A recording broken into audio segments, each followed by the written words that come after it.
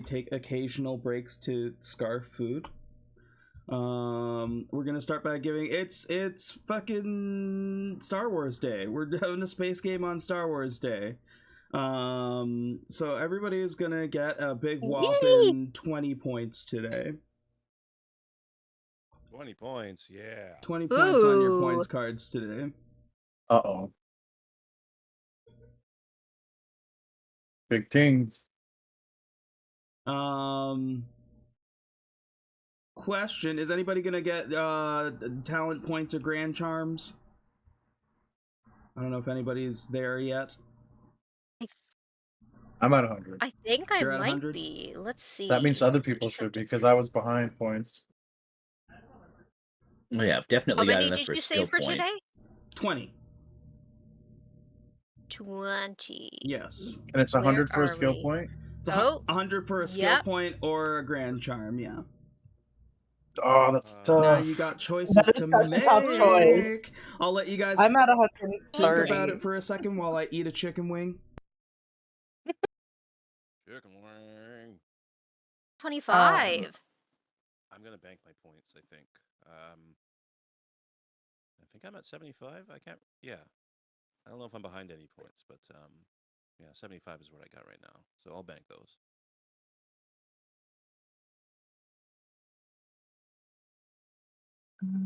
Let me look at my skill tree. What did I'm working on persuasion.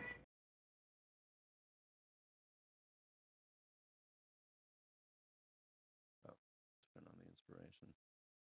I don't know what skill point I'd take. I'm thinking about a charm. What is Toki doing in there? She is using her battle cry at the birds outside. Okay, that's because I can hear her from the room. Yeah, she's doing the thing that cats do when they see birds. Jude just came running. He's like, "What's that?" What the fuck is going on? Yeah, no, Toki's perched in the window. Is that right? I just grabbed her tail and she was so offended. She's like, "What are you doing?"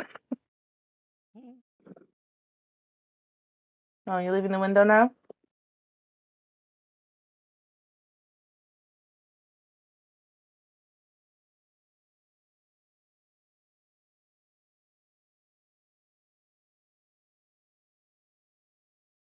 Okay, Tabok's still working on points. Doc Squelch, are you buying anything tonight? I am going to get a talent point. I just don't know what I'm spending it on yet. Okay, you should have. Do you have the ability to give For a yourself skill point. a skill point in your account? No. Hold on 1 second. Skill tree. There we go. You should be able to edit the points now. Okay, let's, Oh wait, sorry, I didn't save it. There you go.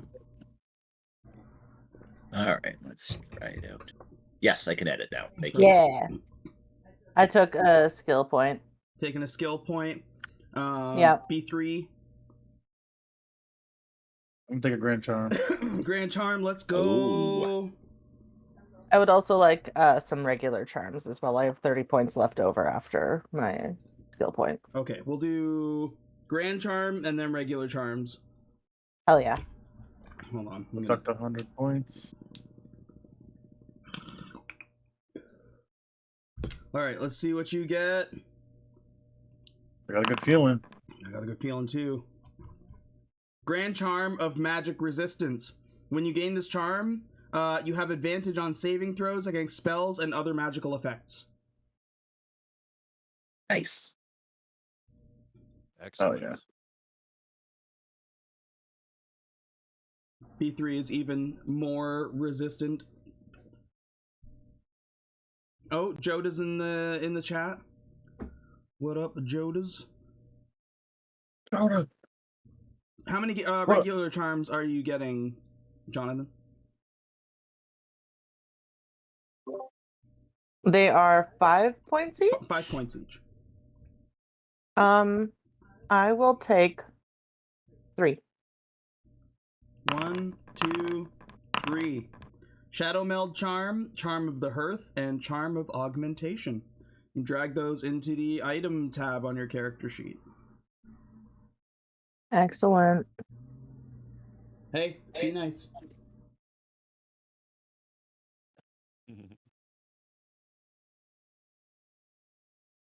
The girl.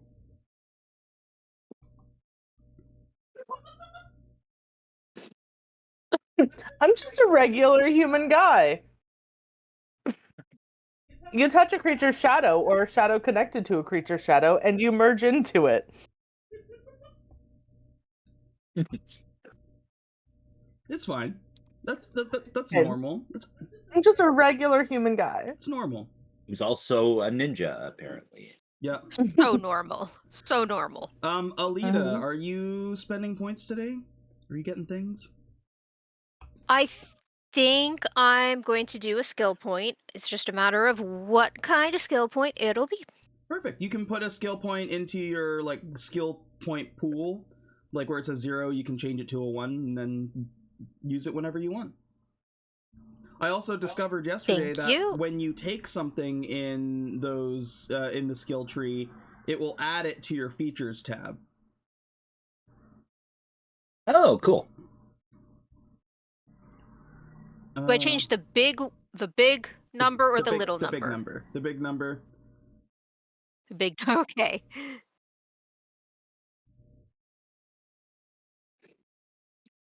These charms are delightful, and I'm so excited to use them. Aelita, are you getting regular charms, or did you burn it all on a grand charm? Or a skill point? No regular charms today. How many? I have a few points left. I have 25. Yeah, let's get 1 charm. 1? You get a divination charm. Yeah. Yeah. And Tabok, you have 75. You're banking. You know what? I'm actually gonna I'm gonna spend on 2 charms. You said 5 points each. 5 right? points each. Yeah. Let's do. Okay, yeah. Give me two charms. 2 charms. You get a selfless charm and a vibration charm. Tabok's about to get pretty popular.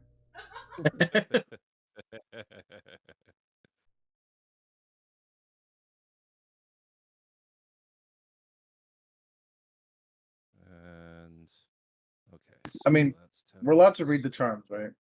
Is that illegal? Okay, I didn't want. I was reading what the vibration charm did, just to clarify. That's pretty cool. Yeah, you can absolutely read the charms when they're dropped in the chat there. You can give information to each other. You're a team. When we last left our heroes, you had just finished up at Ouroboros and went to the nearest Squengies, which was the Sunview branch. There you met the celebrity chef, Fyra Sauté Flair. Aelita asked for ice cream, but the machine was broken, and B3 offered to fix it. Fyra also enticed the crew to try her spicy special, the Solar Tempest Stir Fry. Johnathan ended up getting a side of mulk, which was a milk-like a substance, though it was super thick and smelled like sour cream, and showed you like all the worst things that happened to you in your life. Ellie, did you just remember the mulk?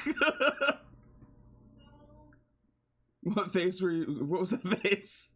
It's so much worse than that. What? Remember how last time I was like, I'm so prepared. I wrote a whole list of like what I want to do for each of my roles for the downtime. Didn't save it, did you? Yeah, that's rough. That's rough. Tough.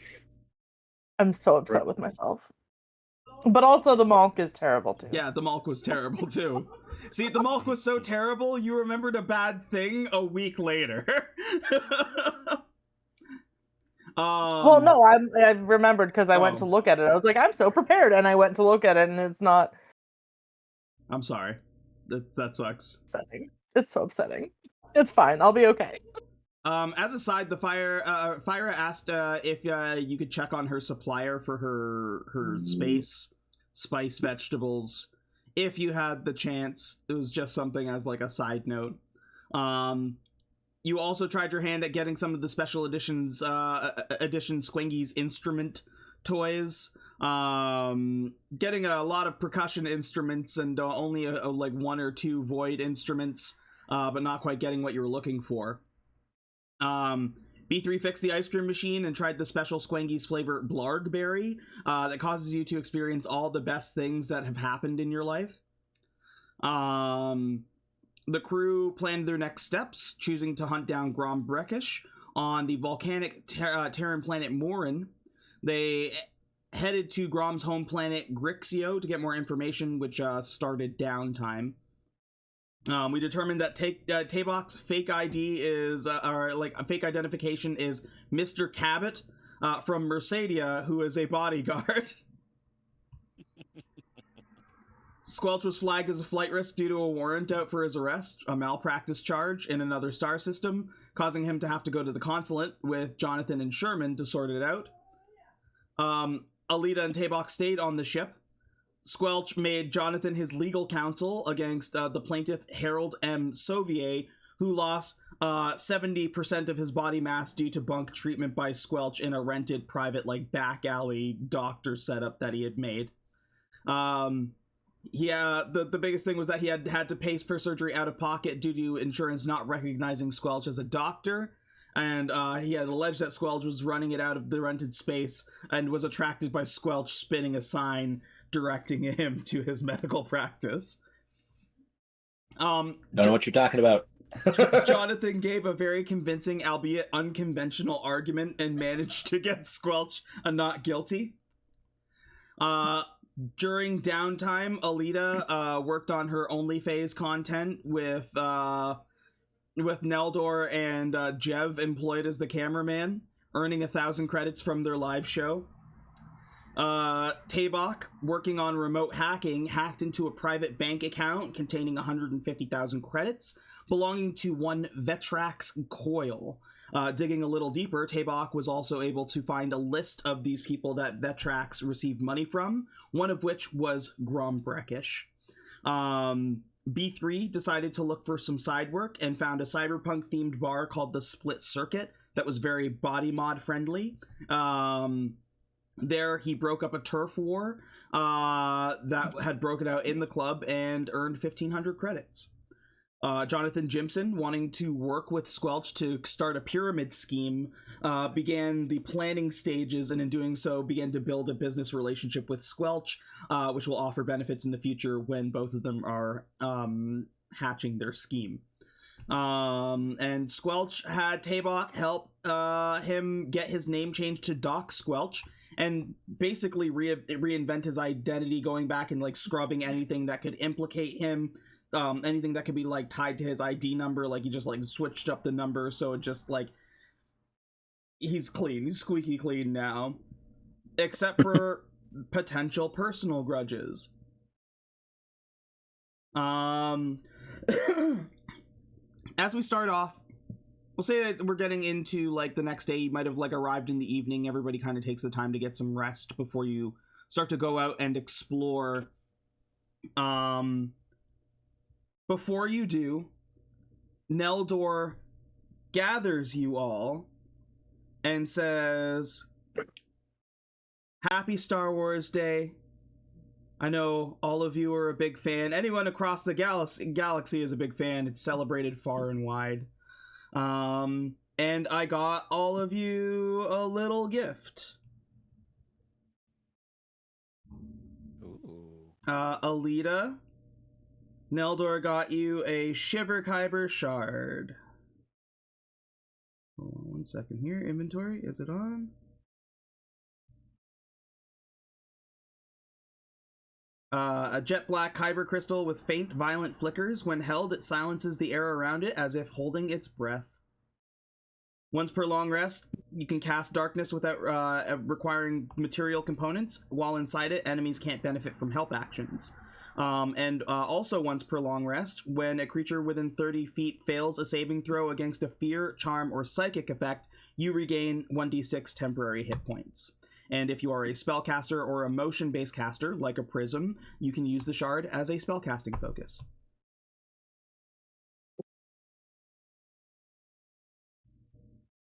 best husband ever. Thank you, Neldor.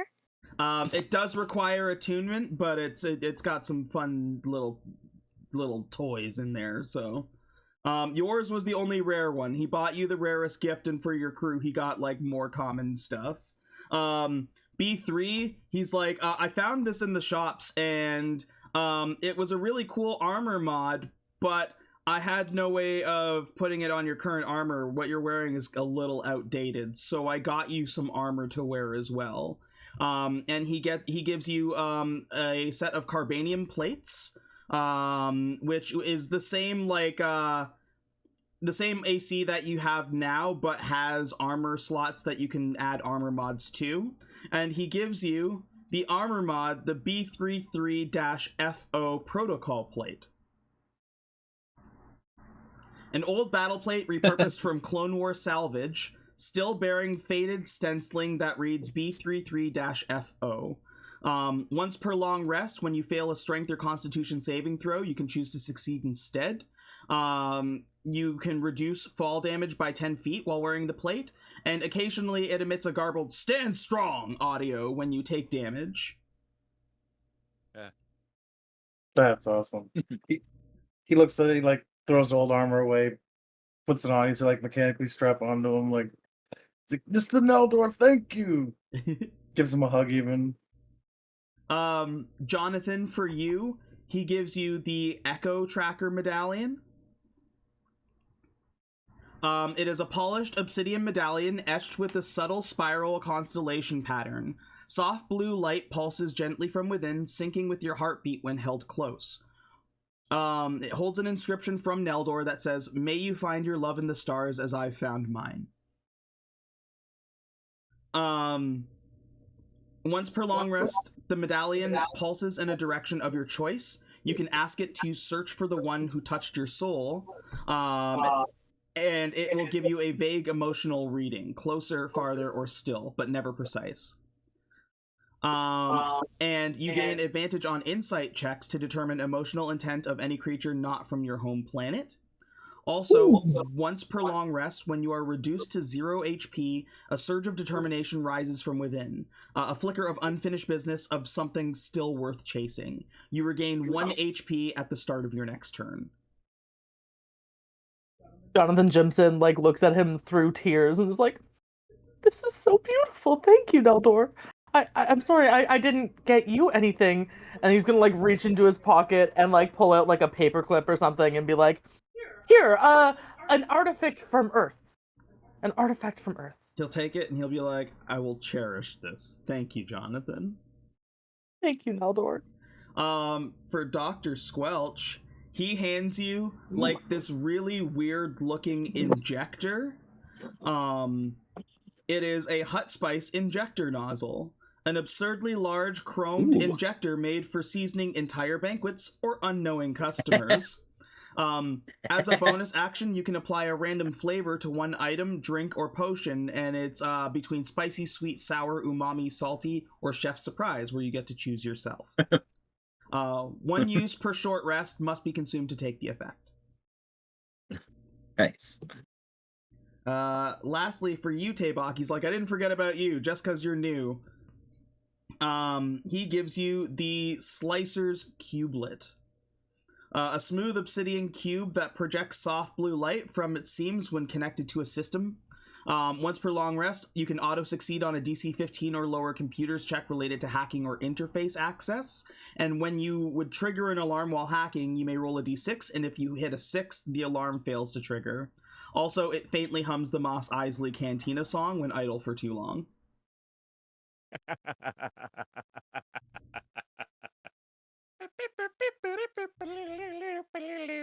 Thank you, Neldor. That's an awesome gift. He's like, "I'm so glad you like it. It was a little last minute, but I'm glad I pulled through." The last thing, he walks out of the room, and you hear like kind of like beeps and like noises as he guides out a little robot. He says this is T1NK or Tink. This is our new ship droid. This is the best day ever. You will find him in your ship's pets and mechs folder, and you can see he has some cool abilities and little quirks, and a little attachment So slot if cute. you want to upgrade him later on. Tink. Oh my gosh, the cutest. No one can resist the cuteness of a droid. I have to make a note that No. Joda says from the other room slays me because Ellie was muted, but you can still hear from the other room. That's so cute!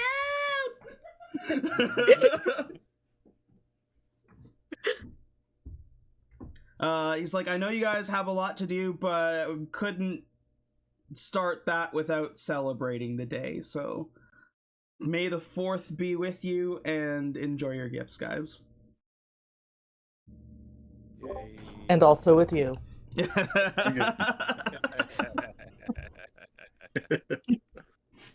beat me to it. And with that, we start downtime once again. We're gonna go from the bottom of the list this time, and I'm going to put Momar on the spot again there. Mr. Tabok, what are you doing for your next downtime activity? Hang on here. I had to refresh my game because it was being weird. Okay, 1 second, please. Do.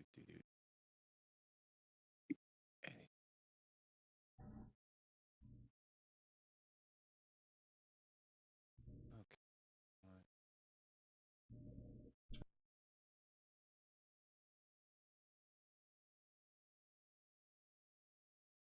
Sorry, folks. Just a little bit of time.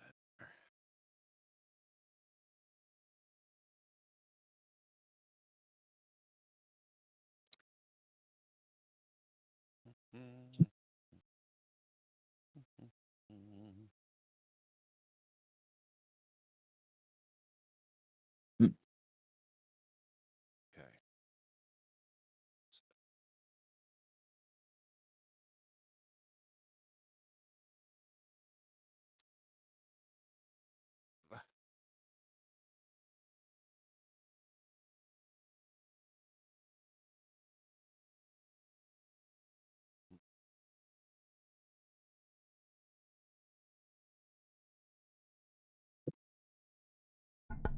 Stuff is taking a long time to load today. I don't know why.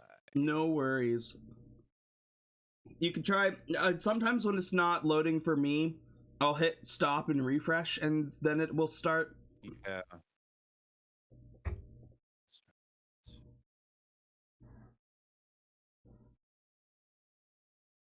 Now we're cooking.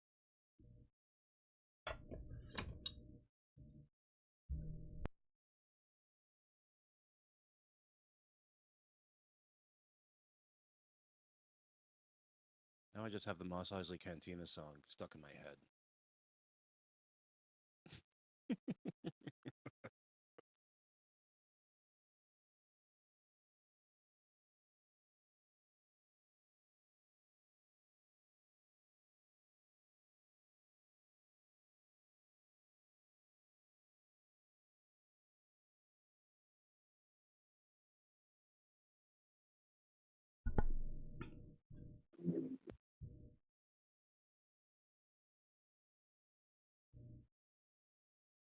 You want to move on to another person that'd be might be ideal.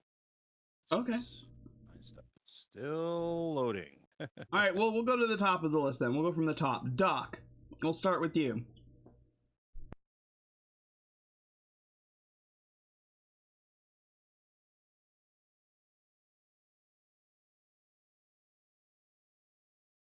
Oh, sorry. I forgot that I'm Doc now. Oh, let's see. Well, I know one thing I wanted to do during this downtime was took one of those like fancy ass elven longbows with the radiant damage. I wanted to see if I can cannibalize that and put whatever the emitter is that does that into my crossbow.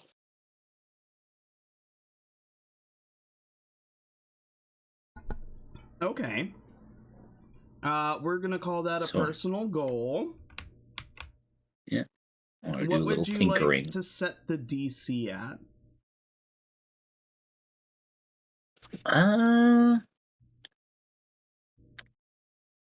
Let's see here.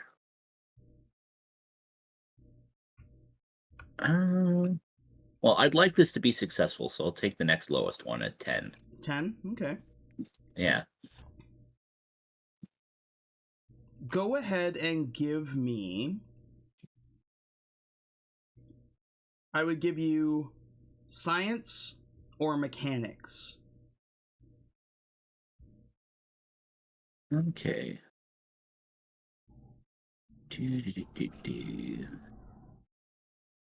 Well, what's my total?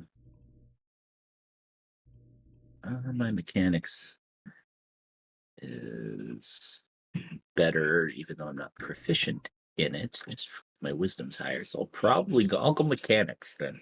Okay. And fingers crossed that I don't suck.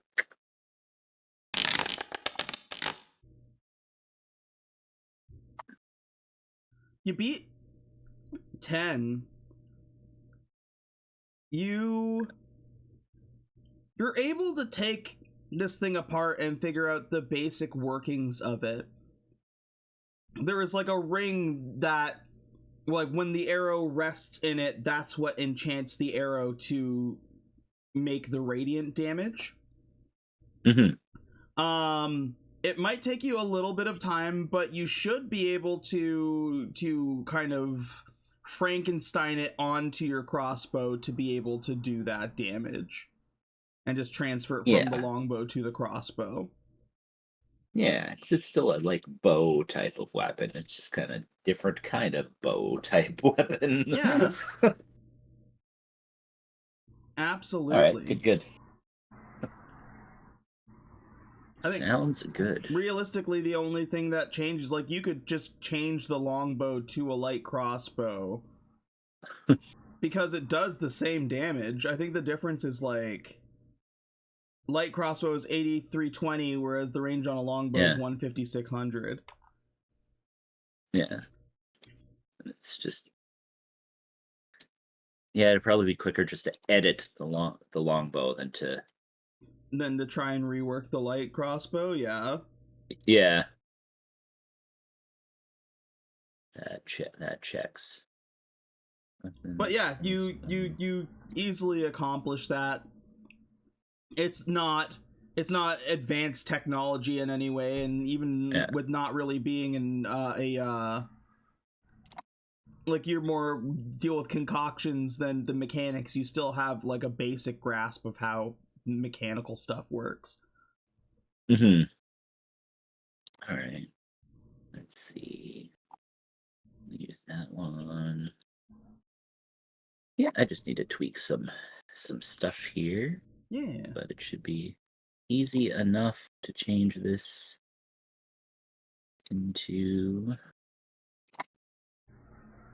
a crossbow.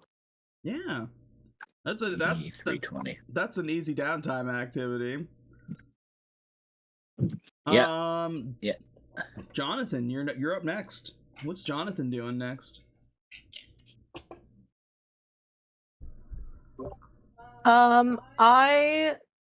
Well, see, Johnathan has developed a pretty severe case of body dysmorphia since getting all jacked with the Guardian of Ouroboros and then suddenly having his muscles taken away from him.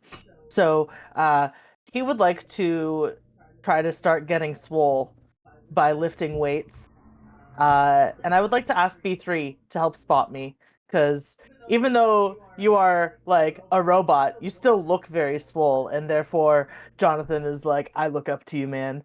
Help me get swole, please. And I want to lift some weights and build my strength up. Of course, Mr. Jimson. Like, I'll spot you. Thank you, B3. B3. He comes on like the workout top.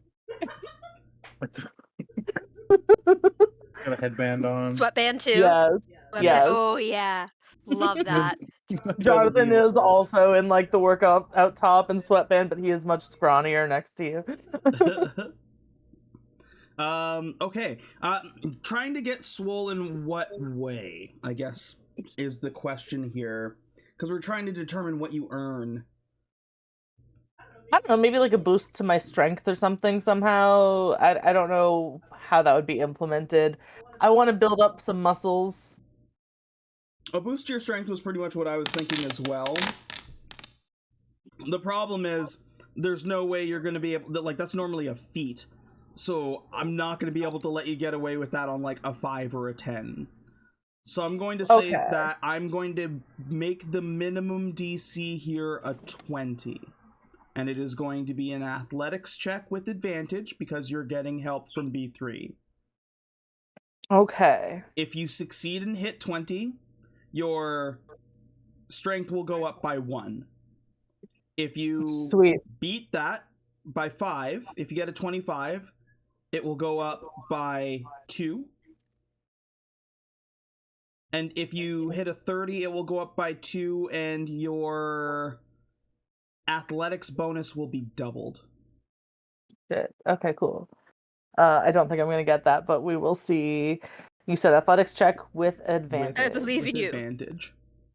Thank you, Aelita. Everybody should have inspiration at the start of the game as well. So. Does anyone have guidance that they want to get?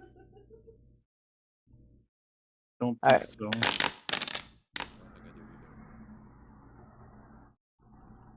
Tabok. I did not. They're doing the reps. He's like got his arms underneath in case, you know. His arms are like shaking. It's like 78, 79, 80. I don't Go quite crazy. make it.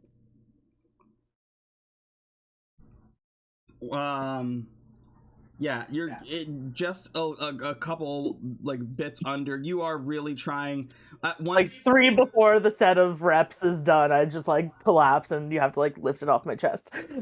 I think also part of it is that you're trying to go too heavy too fast, and bulk doesn't happen overnight. We're gonna put that in the 20. That is a personal goal. That is unfortunately a failed personal goal. But not by a failure of 5. You didn't injure yourself or anything. It's just I just didn't get it. You just didn't get it. That's okay. You're not gonna get a stress token here for that. But I'd say if you had failed by 5, you would have gotten a stress token. Okay. We'll move on to B3. What are you doing for your second downtime activity?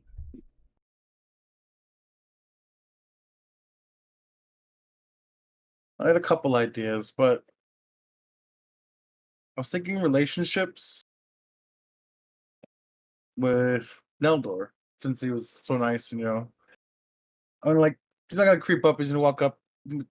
Aelita, since Neldor was so nice, you know, is there anything we can get him in return? Like his favorite dish or something? Or what is he like? Well,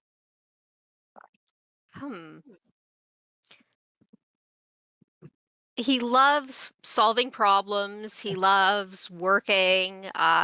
He's kind of a high stress person. So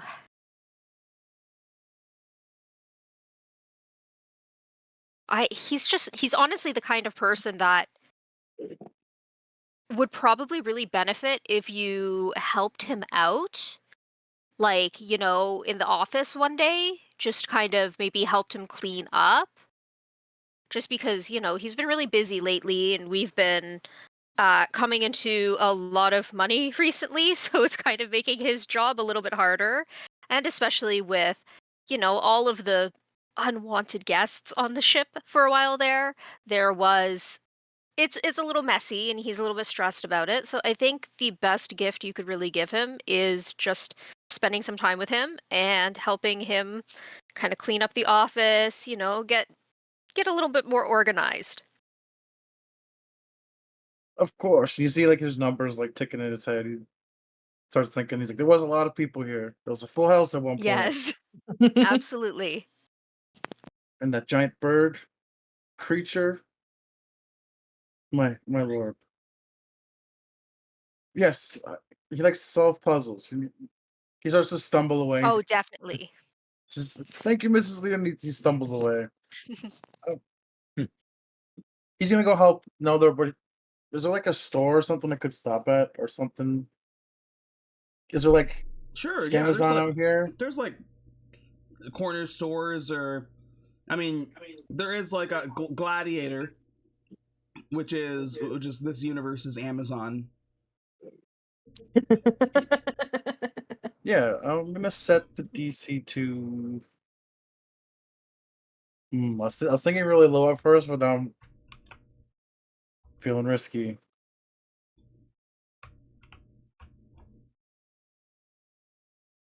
Let's set it for 10. Okay. So you know what? Let's try 20. Okay. Let's try 20. So you're trying to help Neldor by like helping him out with stuff he has to do, but you're also trying to get him a gift? Yeah, since you mentioned like puzzle solving, he's thinking of like Earth stuff and all that. He's gonna get a Rubik's Cube and like order it for him.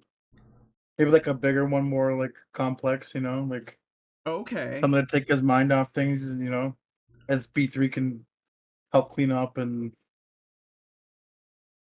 do all that. He's like he can't really come up with anything else, so what I want from you then, you're trying to figure out what would be a great gift for Neldor. And I think that probably warrants an insight check. As you try to get into the mind of Neldor to think of the perfect gift. You're looking for like a cool puzzle, like a Rubik's Cube or something that will keep his mind occupied. Can I give the help action? You sure can, yeah. Yes, I'd like to give you the help action. So you did come to me. Awesome. You go shopping with B3. You guys right now, I mean, you'll easily find a spot on Bardo's Prime where you'll find like little shops and stuff like that. If you're looking for like a puzzle specifically, you'll probably find like a cool like toy shop with all kinds of different brain puzzles and like fidget like toys and stuff like that. What I want from you is an insight check with advantage to pick Neldor the perfect gift. All right. With the advantage. Body to be 22 because insight was 0. You do have your inspiration. Oh yeah, I'll try it. Okay. For sure. Come on, we One need a more. nat 20.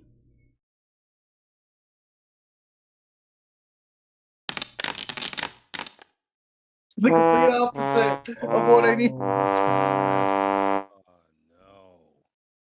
no. I'll take the 1, obviously. 20 to 1 is Totally not good. You find like a cool puzzle. The relationship with Neldor is not the issue though. Something magnetic on your body like grabs a couple of metal toys as you're walking out, and you are accused of shoplifting. My good heavens, I just got this armor. I didn't know it could do that. Hey. Oh, yeah, sure. Yeah, that's what everybody says. Oh, I didn't know that could happen. You're obviously trying to steal from us, but I notice you, buddy. I notice you. He's like trying to reach and get the mechanical stuff off as it's happening. Reaching. He calls the police. And while you're able to work it out, the police did like for a while broadcast your face as like a criminal. So you are going to get a stress token, and the stress token is going to be disadvantage on interactions with the people of this area.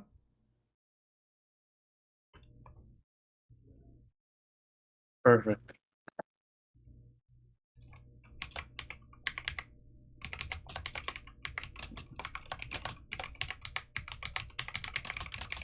He's locked out now. I can't even help him.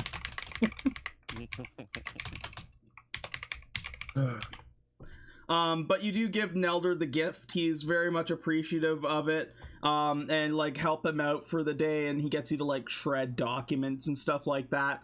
I'm gonna say it is a failure because not only do you shred the documents he didn't want you to shred, but you also shred the documents that or like that you shred the ones that he did want you to shred, but you also shred a bunch of the ones that he didn't want you to shred, and now has to rewrite all of that paperwork. Oh, bummer.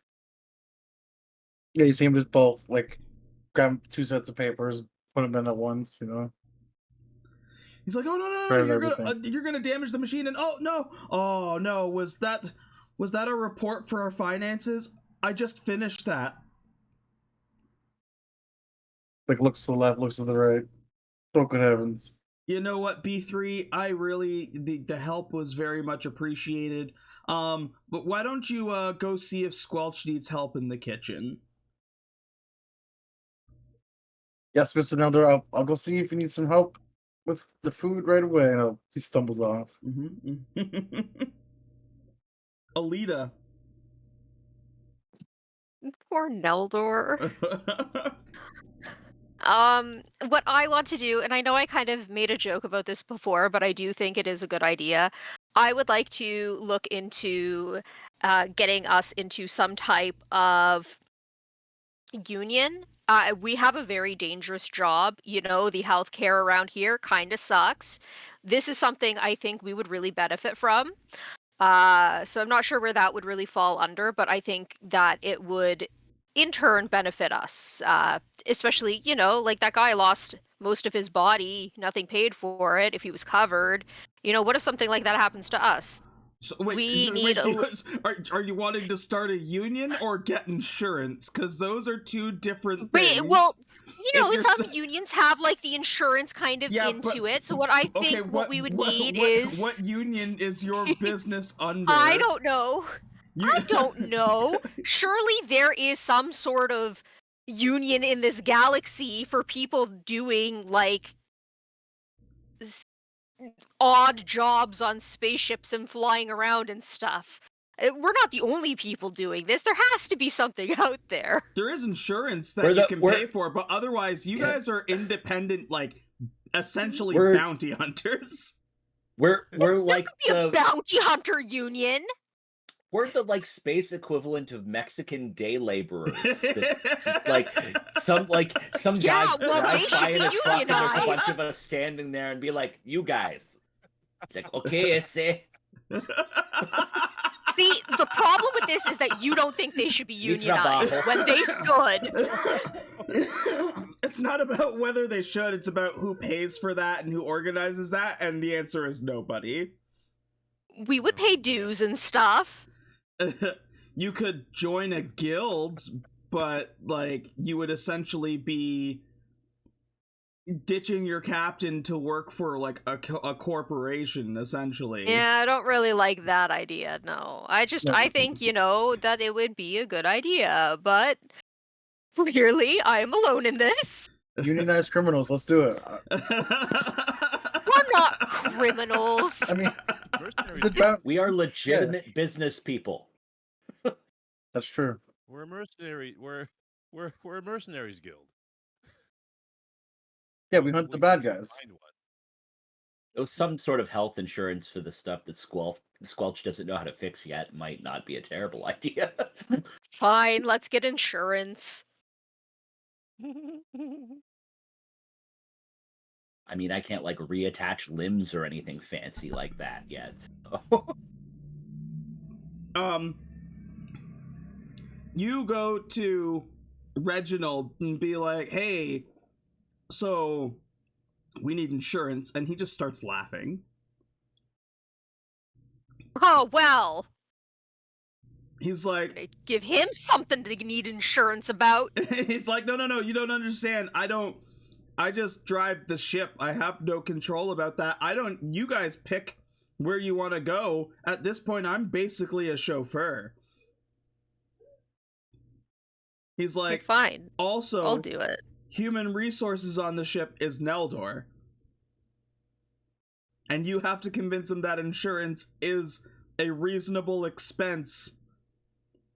I honestly don't think it would be hard to do that. He's a good guy. I think he cares about our well-being. Yeah, but space insurance is expensive.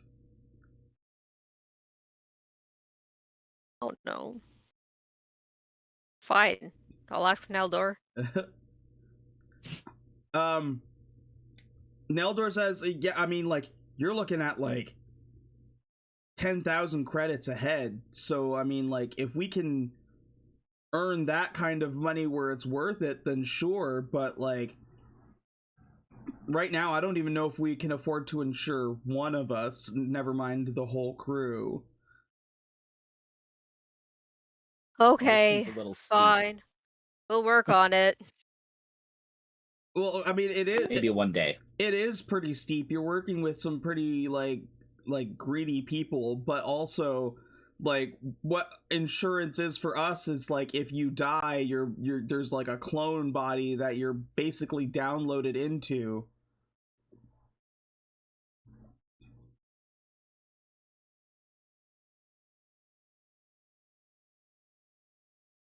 Okay, that's fine. It's okay. If I die, I have people that will avenge me. Isn't that the best insurance of all? He's like, I like Aelita, I'm not knocking the idea. I think it is a great idea. We just need the money to invest in that. Okie dokie. But that still leaves you with like, you need to like, what would your if that is your goal, what is your downtime activity to do something about it?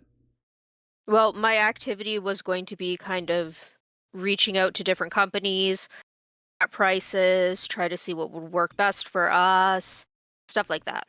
Okay, we can work with that. That would be a probably reputation. You're reaching, or research, because you're just trying to find like what would be the best pricing for insurance for you guys, right? Yeah. Okay. What are you setting your DC at?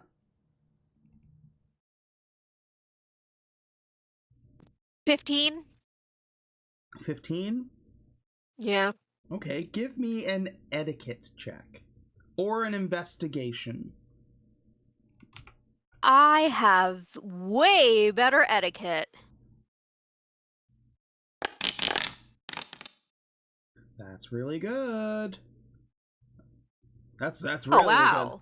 good. So you are reaching out to these different insurance companies, and you come across one called Reaper Tech. They claim to be using the best innovations in technology to be able to revive people at a cheaper price. They are a newer company, and so it's been harder to get a clientele when, you know, some people are just like locked into contracts, some people have allegiances to certain other companies. They are trying to be the next big up and comers, and they do need a base to start that. So they do have a promotion. They're going to be trying to match like the standard Galaxy price, but for their first like 5,000 clients, they're going to be offering a discount of 35%. Ooh, nice. Additionally, they will agree to like a sign up now and pay later, as like what they need right now is your commitment to taking them on as your insurance company. So if you agree to take them on, you'll like, it'll lock in that discount. You'll have it no matter what. You will count as one of those like sets of clients. and in return they'll give you that discounted deal, and they'll also throw in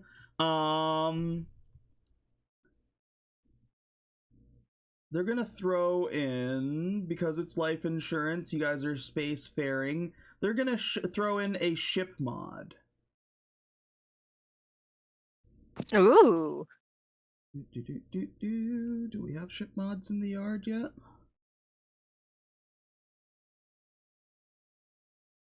They're going to give you a defense system mod, because we don't have ship mods Love in the shop that. yet.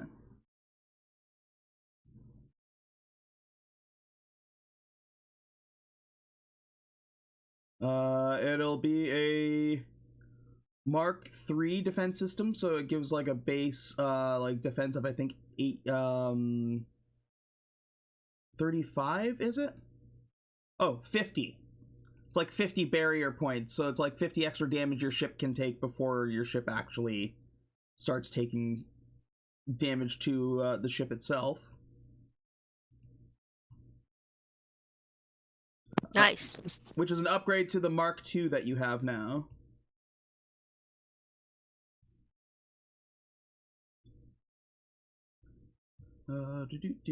Mark III. I'll put that in your equipment. You can decide on where you want to, like if you want it on one of the individual ships, because you got 3 ships to play with now.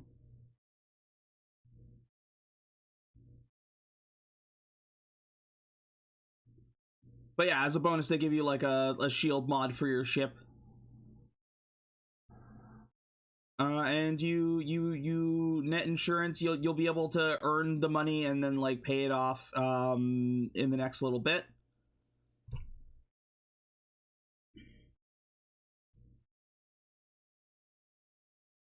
Okay, perfect. Of course, I wouldn't sign up for this unless I had everyone else's eager consent. Talk to your team. You have an opportunity for them.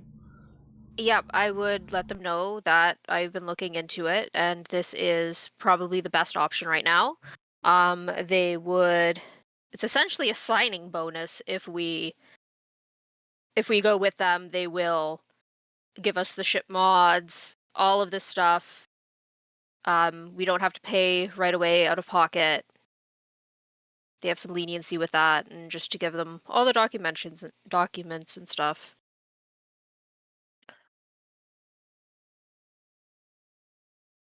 I think it is wild that we have insurance in space too. We have insurance on Earth.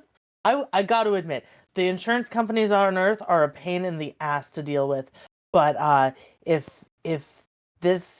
space insurance is different, like a lot of space things have been, maybe it won't be as much of a pain in the ass. And I think it would probably be helpful to have it, because I like not dying. So 1 vote for yes from Mr. Jimson. Put it down, Aelita. Thank you. Is there asteroid and robot coverage?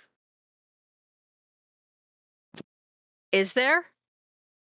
Yeah, that's included as well. He's looking through the papers and he's like, yep, sign me up. That's all he needs to know. As long as the being can prove sentience. Like, you can't get life insurance for Tink, because Tink is like a repairable robot, but you have essence and sentience that counts you within the life insurance policy. Plus, we were going to force either Mendel or Jev to become a mechanic so they can help repair our things. So that means you need to get insurance for 9 people.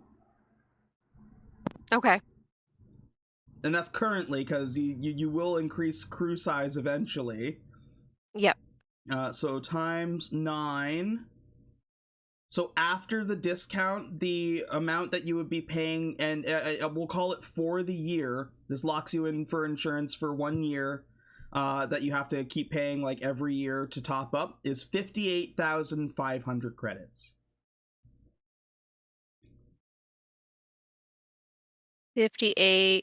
5,000? 58,500. Okay. Thank you.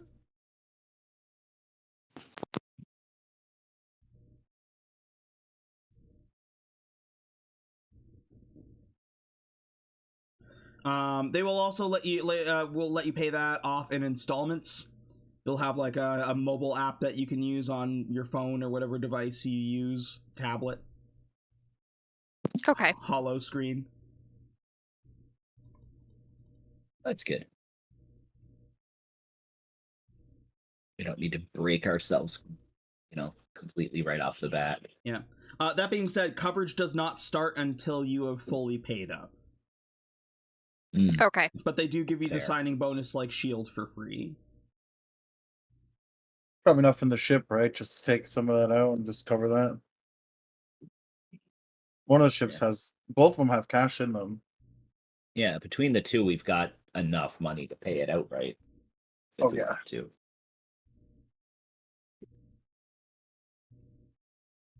I see on the Crown Prince there's 25,000. Have you been saving in or like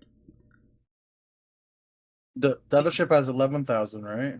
The other ship has 49,500. And then the Crown Prince, it says that there's 25,000. I think I took the one from the Prince. I think I took like 2,000 or 3,000. Okay. We should probably track the money on like one thing if it's party money. Because that's already confusing. I don't know if like the 25,000 is part of that 49 or if that's separate money.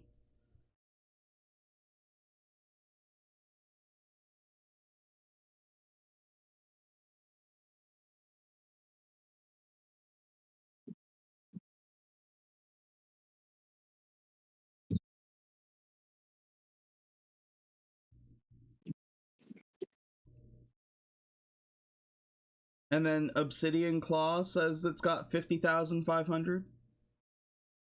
Yeah, I was gonna say there has to be some cash in my ship. I didn't come empty-handed, or I don't know. Either way, I had money. Yeah, we need to consolidate this or like. Yeah, we need to start spending some money here. Gotta start making it rain. I think we should probably put it all on the Crown Prince just for ease of. Yeah, just add it all up and then just keep it there, like general funds. Some of the upgrades and stuff cost a lot of credits. Yeah. Yeah. They're not cheap. I mean, between the three of you right now, it's like I'm almost certain that this 25,000 on the Crown Prince probably belongs in that pool of 49. But the combined, like, Tabok, if you've got 50 grand on your ship, that puts you guys at 100 grand total. So we can probably just pay off the insurance outright. Yeah. If we're all cool with that. Oh yeah.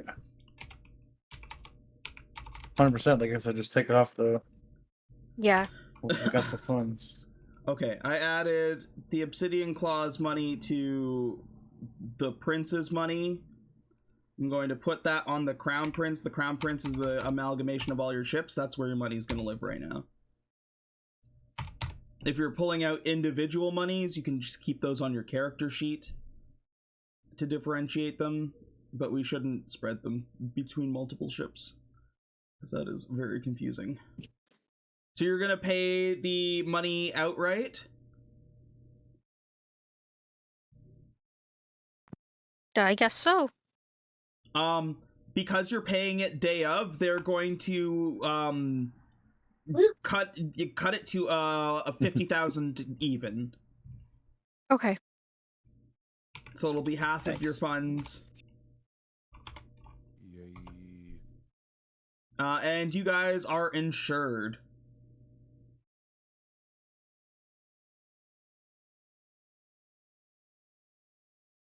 And yeah, so what this means is, if one of your characters dies, instead of them dying outright, now they will be revived at the nearest revivification center, where you will be born anew.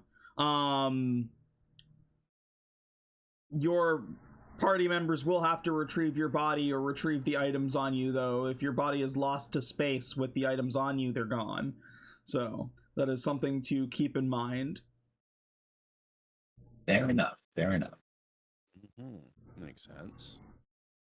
And with that, we move back to Tabok. All right. So those names that I found, Yeah. I feel like maybe I should do a little bit of research into them. Okay. Like figure out who these folks are. Because what were their names again? Yeah.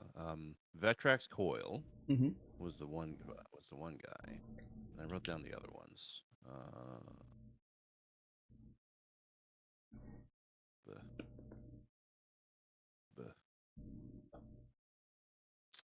Wrote down those other ones. Yeah, Rel Varnus, Zeraquen, and Magdardo. Yeah, I feel like I want to maybe look into. I at least want to find out who this Aurel Varnus person is, and Varnus Biomedical Solutions. Like, what are they up to? Okay. Are you doing like a remote hack for more information again, or are you like hitting the town and seeing if you can find information personally? I'm gonna find information personally this time. I'm not gonna hack this time. I'm gonna see if there's anybody that can maybe like give me a shred of information to figure it out. So looking for information on Aurel Varnus. You know that with the information that you have, that Varnus Biomedical Solutions is in Apex Row. Yeah. Are you going to try and find the information directly there, or are you asking about her elsewhere? Like, are you like hitting up elsewhere? Would be a better option right now. Okay. I don't want to draw too much attention. Okay. So you're looking for indirect information away from like where they work.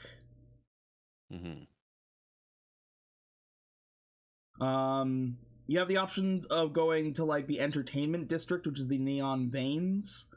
There is like industrial slums, which you probably wouldn't get too much information on her from. No. There is the Edge of Night, which is where there is like a lot of transit and trade. And that's where like imports are taken as well. That sounds like the kind of place to snoop around. Okay.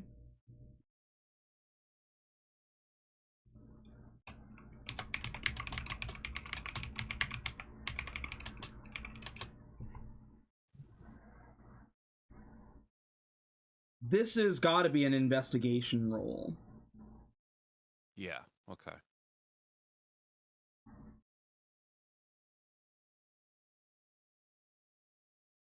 Okay, just a regular old investigation check. Normal. Oh, sorry, we didn't set a DC. Oh, snap. Dang, okay.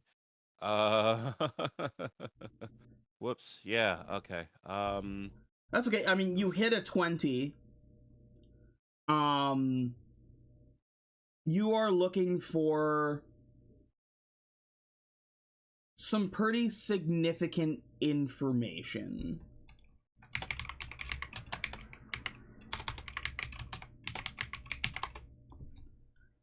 I'm gonna say with your investigation here, we're going to set it at a 15, so you'll have earned it with 5 over. Right.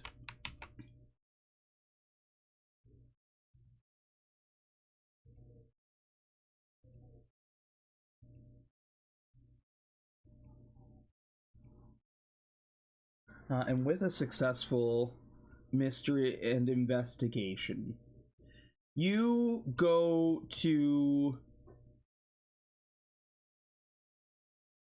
this area with like kind of like it looks like it's not just your regular commerce. Like there's not just like merchant shops. Like it looks like people deal in bigger things in the Edge of Night. They have like the customs officers for things that come off world. There is like a huge communication hub. There are like bigger markets for things like ship parts. You see like maybe like some off-world mechs and things like that. And just putting the name out there, the surface things you learn about Arel are that she is a bioweapons designer as well as a geneticist. And that she also works closely with the military in regard to strategic intelligence.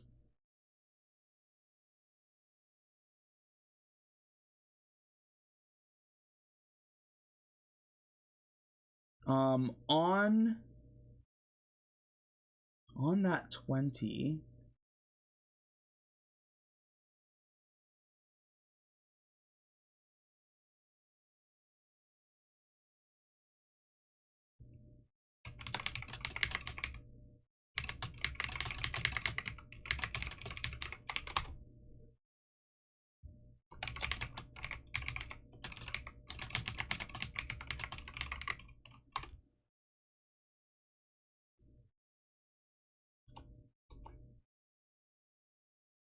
okay.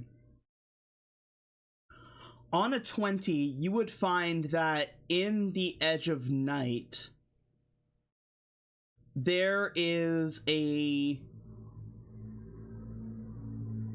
I'd say that this is a combination of you doing a little bit of hacking as well, but you are able to find information about a place that Irel Varnus owns in the Edge of Night that she uses as a laboratory. It is a cargo like its public cover is a cargo decontamination and quarantine facility labeled Transit Biocontrol Node 13.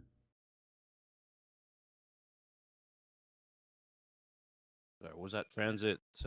Transit Biocontrol Node 13.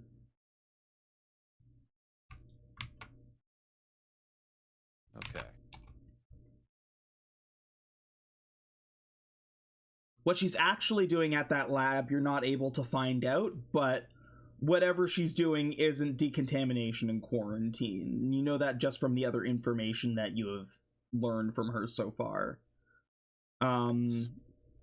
Given the kind of person she is, the likelihood is if she is hosting any kind of weird experiments, that's where she would do it. That's her like kind of home away from home.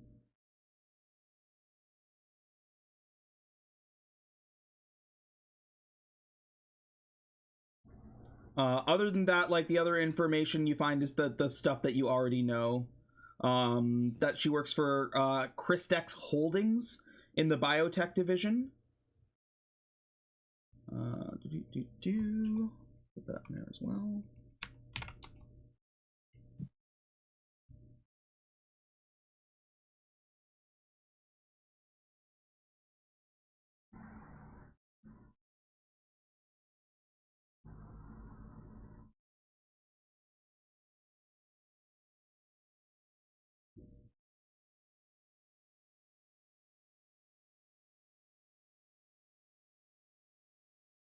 Gibby. Rudiger says hi. Hello, Rudiger.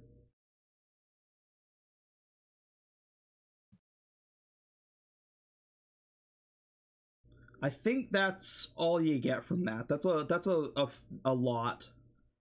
It doesn't seem like a lot now, but that is, knowing other places where she might be is big for you here. Yeah, quite a bit of fact finding.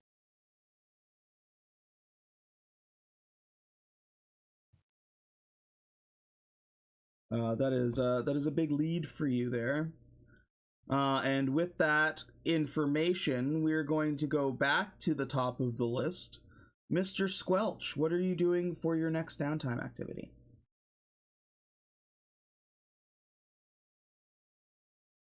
Oh, that's a tough call. What else do I want to do right now?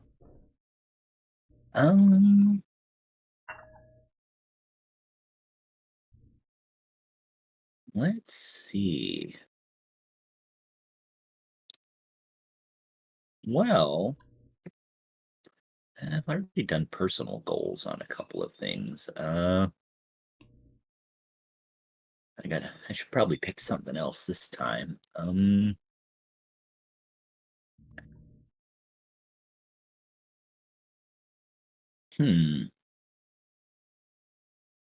Actually, you know what? I'm gonna look into now that I have a fresh, like, new-ish identity. I want to see if there's any like medical colleges that I could do like a correspondence course with or whatever and actually get myself a legit degree. Working towards getting Maybe a medical license. An actual legit medical license. Okay. Yeah, I think that's what I'm going to do. I'm going to do some research into that front. Yeah, there are actual what's that? He's gonna get himself an education. I'm gonna get the rest of my education. Yeah. The rest of his PhD. There is actually a because there are doctors who have to basically like reapply and retake tests when they get to certain planets. Grixio has the same kind of setup. Where you go to the college in Vardos Prime, and you can focus in one of two areas to take your like kind of aptitude tests, and then your consequent tests to kind of get a medical license. The first half of this is taking the aptitude test, and you can take the direction of medicine or science. It's like medicine or practical medicine or scientific medicine, basically. Ooh. Practical or more? I think given the nature of this the character right now, I think practical probably makes more sense.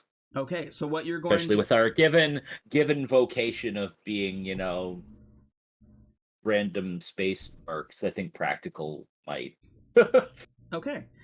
So what might be the best. What I need from you then is a medicine check, and we're also going to need to set a DC for your aptitude test. Ooh. Well, let's go next easiest at 15, I guess. Perfect.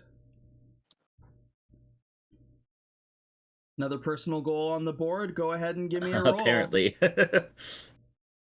All right, come on. Medicine. Ooh.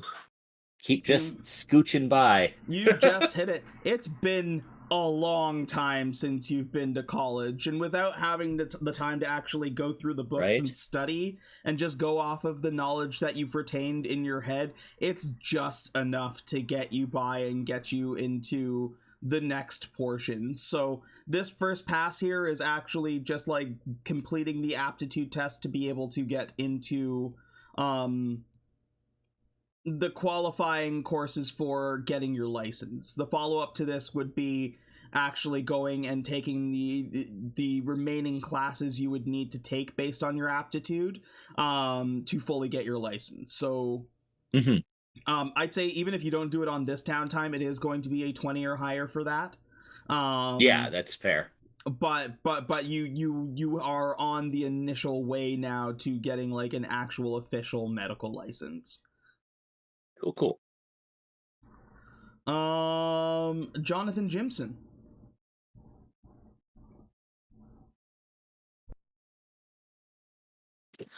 Johnathan is going to. Oh, first of all, when we got here, was there any indication that the Void Seekers have been on this planet that we could have seen? None that you've seen so far. Okay. I would like to go into the town and try to do some research on Grom by like using my charisma to like and like my etiquette to like talk to the people and like find out more about him. But also I want to have like a very watchful eye for any sign of the Void Seekers as well.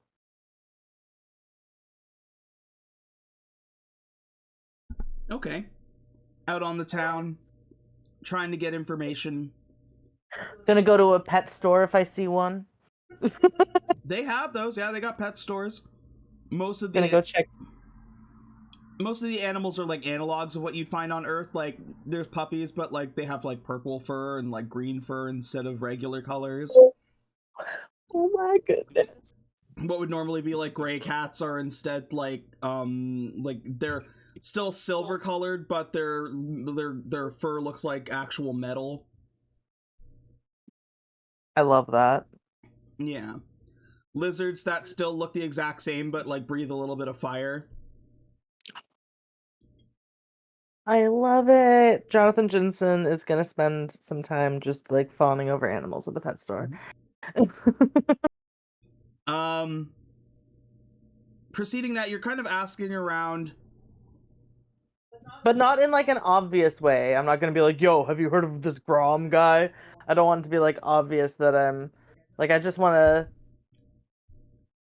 casually like just seeing what you can find. Yeah. Go ahead and give me, because you're trying to do it through like a word of mouth and talking to people, we are going to call it a etiquette check here. Okay. I originally had this in my 20 slot, but then you made me put the other thing in my 20 slot. So my only other slot was 5. Am I able to do this for 5 or is that too easy? Yeah, no. 5 okay. is All right, cool. This is a simple investigation. You're trying to find something on a criminal. There are records about him as well. Okay. And this is his hometown, so like people would know about him. You would head down to the Neon Veins, which is like the entertainment district. Does have some shops, so like you would find like a pet store and things like that. But once you're actually back to looking for information, you start hitting up the like bars and clubs there.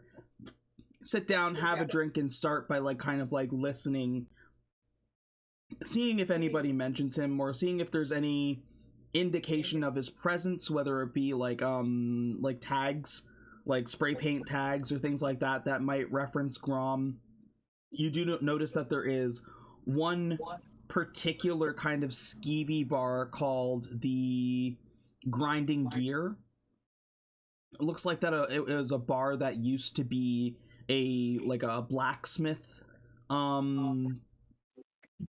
Like you can still see that there's like still a forge and an anvil, but now there's also like a play. It's like bikers are hanging out there and just like rough crowds.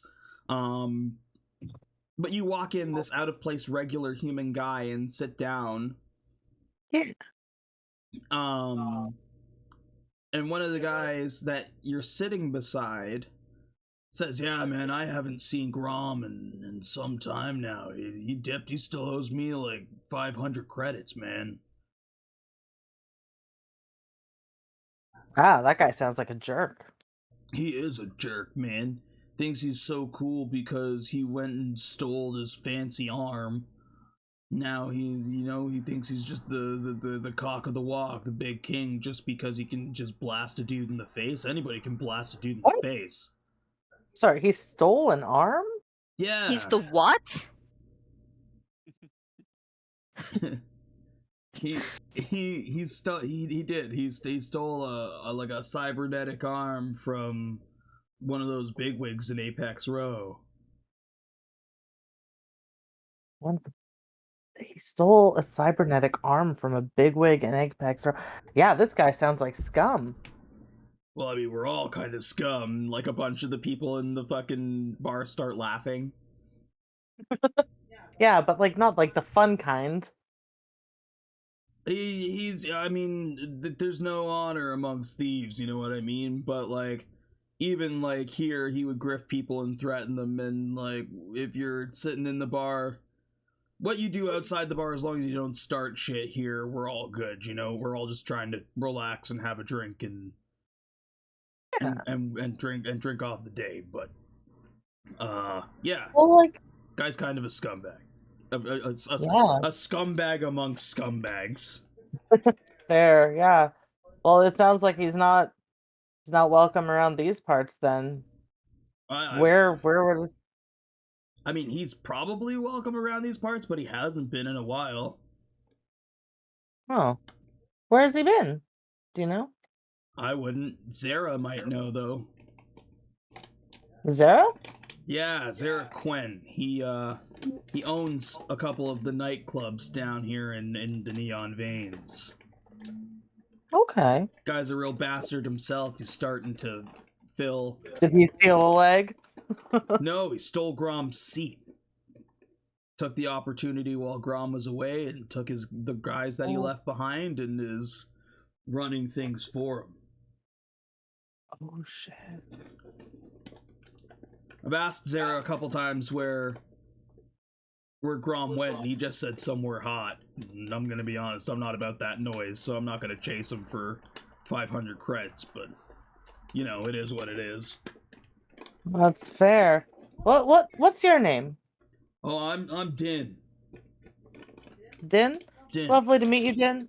Din? Din. Din. Sorry, that's what... Can you spell that for me? D-I-N. Din. Din. Yeah, that's what I said. Yeah. Din. Lovely to meet you. I'm Johnathan Jimson. Oh, we're doing last names too. Oh, yeah, I'm Din LaGuardia. Oh, LaGuardia. That's a great last name. Thank you. Ah. Johnathan Jimson. That's hell of a name.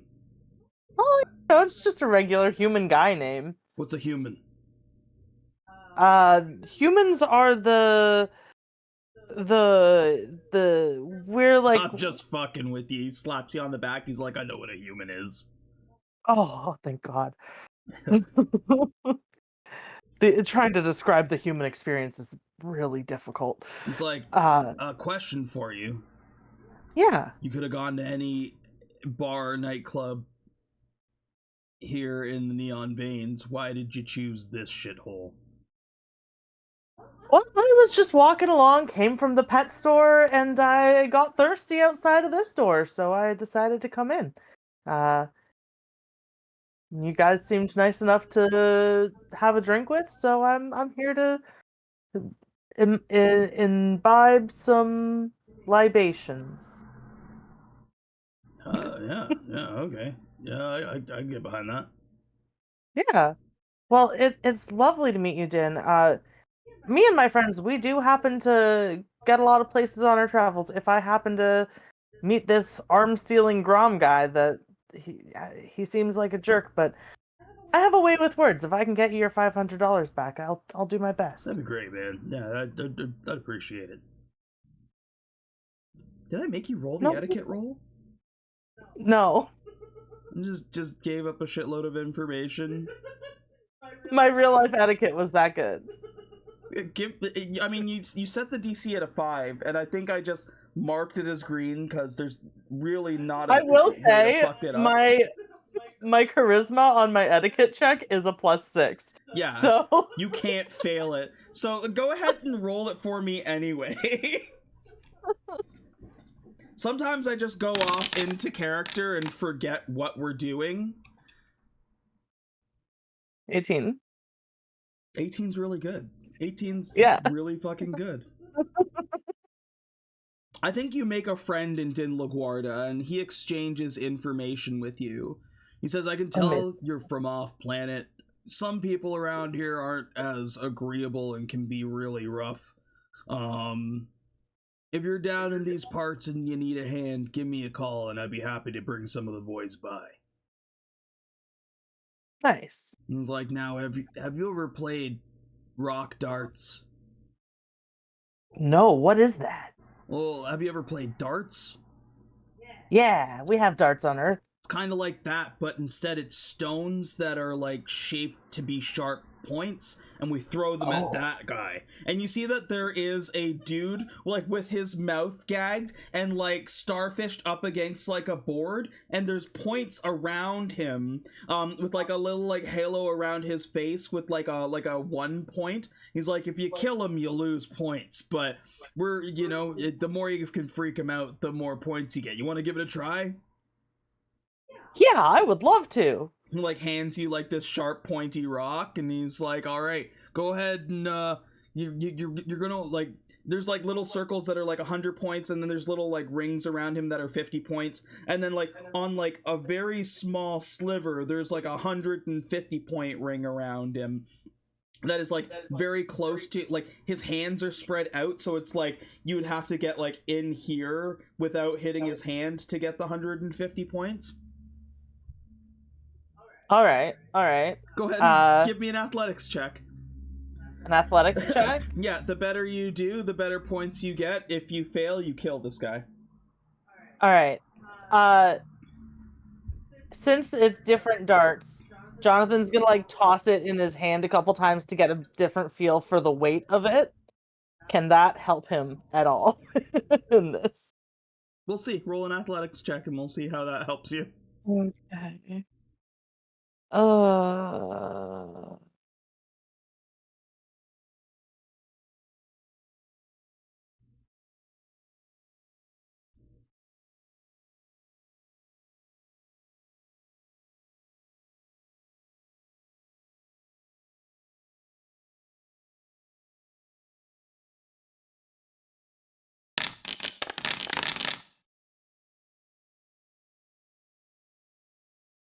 You toss this rock dart and it hits like right beside his head, like just a little bit up, and you just get like one of the 100 points. Once again, Din smacks you, like claps you on the back. He's like, look, man, you're a fucking natural. That's awesome. And look how scared he is. He's like, he sees the little bit of fear in your eyes. He's like, don't worry, the guy's a snitch. It's fine. Oh, fuck that guy then. And like he'll get like back to the game, or let whoever's playing get back to the game. If you want to continue to hang out and throw rock darts with these guys, it will only improve your time with them. But you have gotten a little bit of information, and you've also made a an ally in Din LaGuardia. I'll hang out for like another drink or two, but I won't stay super long because I'm going to want to get back to my crew and share the information I learned. By the time you leave, this guy has like been nicked and cut real bad, but he's not dead yet. The last shot I shoot, I like aim for like right between his legs. He cries. And that'll freak him out. he I like fist bump. I fist bumped in. Yeah, you fist bumped in. He says, yeah, it was really great meeting you, Johnathan. You're a real cool guy. You come by this piece of shit anytime, we'll treat you well. Thanks, Din. It was great meeting you too. I'm looking forward to seeing you again. He'll give you a handshake and he'll let you leave. And we will move on to B3. What are you doing for your next downtime activity? So I'm stressed. I have a stress token. You have a stress token. You have a stress token when dealing with the interactions with the people of Grixio.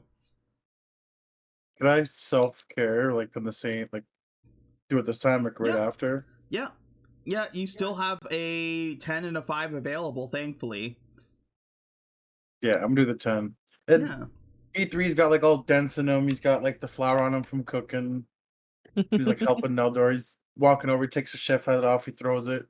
He's gonna see Johnathan coming back, and he's like, "Oh, good heavens, you were gone for quite a few hours. Where were you?" I stumble in a little bit drunk. Oh, I made some new friends at the bar. Oh, and got some information about Grom. But I made some new friends, and I threw some rock darts, and I saw a purple puppy. It was so good. I had a great time. Purple puppy. Yeah. Yeah, I didn't adopt a purple puppy while I was out. Add purple puppy to your character sheet.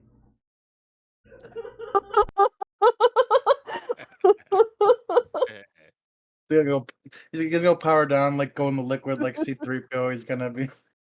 You'll never find a more wretched half of scum and villainy. He's just gonna walk off. Where should I add the purple puppy? In your Would it be inventory. loot? Would it be? It's not consumables. Would it be a weapon or equipment? No, you add it as loot for now. Okay. A weapon. Puppy as a weapon. If I train it. Just add the bite to it, like the bite attack. Just Personally, I'm Like a dog. questioning what I'm questioning the very idea of putting the puppy under consumables. Yeah, that's why I said it's not a consumable. That's Okay. one thing that I'm like, it's not. I'm like, wait, what? Why was that an option? No, it's definitely not consumables. It could be a container. It's a container for cuteness. It could be equipment. Maybe somehow I don't know dogs how. aren't for eating. I hope so. I'm gonna teach him. What's this dish you've made, Squelch? Why is it purple? What is your puppy's name? I named him after my new friend, so it's Din Jr. Din Jr.? Yeah. Wow. That's amazing. He was drunk, man. Jonathan I was Jimson half was like- expecting you to do like Grimace, but like pronounced like Versace.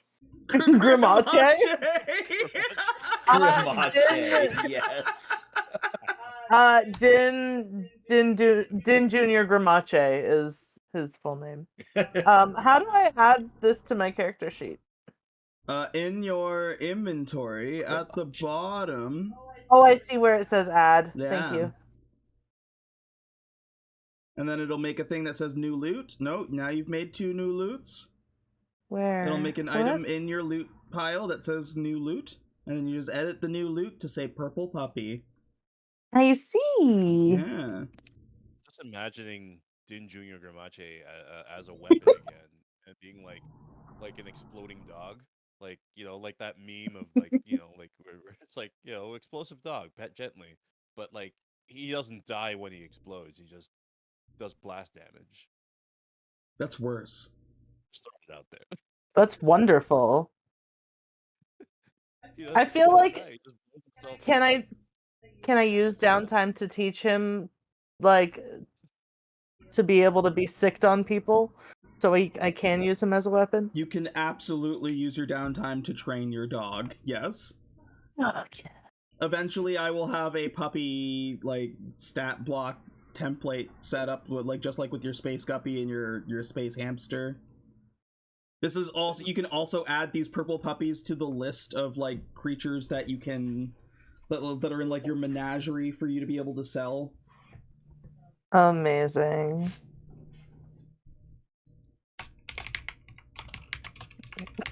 I didn't steal a purple puppy.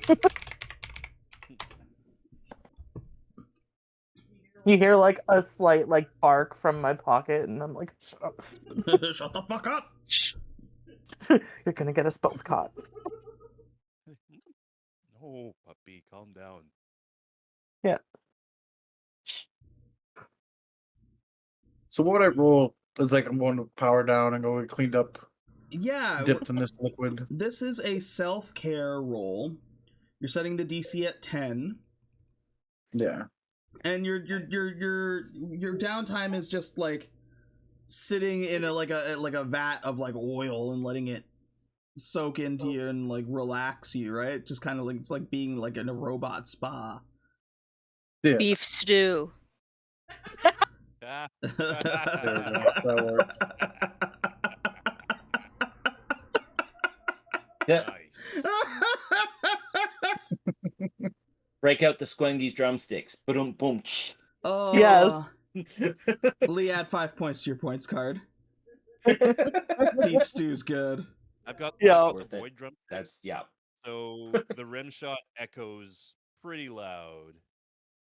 Yeah, you if got I the use fancy it. drumsticks. Yeah. Yeah, I'm just like Go ahead echo. and give me. Just give me like a raw con check here.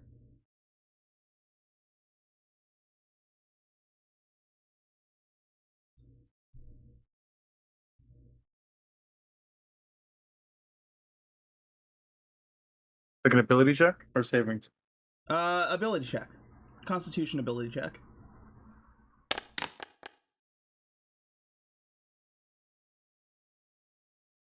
Yeah, you hit it. You don't exceed it by anything, so it doesn't do anything extraordinary for you, but it does get rid of that. You get rid of that stress. It was a bad interaction. It happens.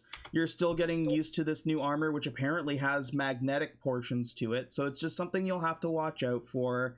They definitely overreacted, like calling the police and all that. Like, technically, you should like fucking try to find a way to charge them for putting your face out there before you were actually accused of any kind of crime. Especially since you didn't run. They just immediately just like were like, this guy's a fucking criminal. Fuck this guy. It sounds racist to me. It's very, very, very robotist. It was robotist. But yeah, your downtime is, or your thing is gone. Sweet. You are not stressed. You just sit there and become beef stew. Just relaxing in your bath of relaxation. Aelita. I would like to set up an Airbnb on our ship What? for extra money. We're in the air. Someone can rent out a room from us, and we can get some extra money. Between the insurance and the Airbnb, like, this is the most realistic D&D campaign I've ever been a part of. We need money. Mhm. I mean, plus, we've we might- definitely got the room. We might meet some interesting people. You never know. Mm-hmm. Yeah, gotta have somewhere for them to crash. Gotta have a little crash pad for them. So Yeah. A little crash pad, or you know what, we can like take on passengers, like luxury accommodations in between systems or something like that too. Like it's kind of like a mix between like an Uber and an Airbnb. Like you kind of rent out a little space, we get some money. Uber and B. I don't. Uber. Is this just a shaggin' taxi? Are you talking about a shaggin' taxi?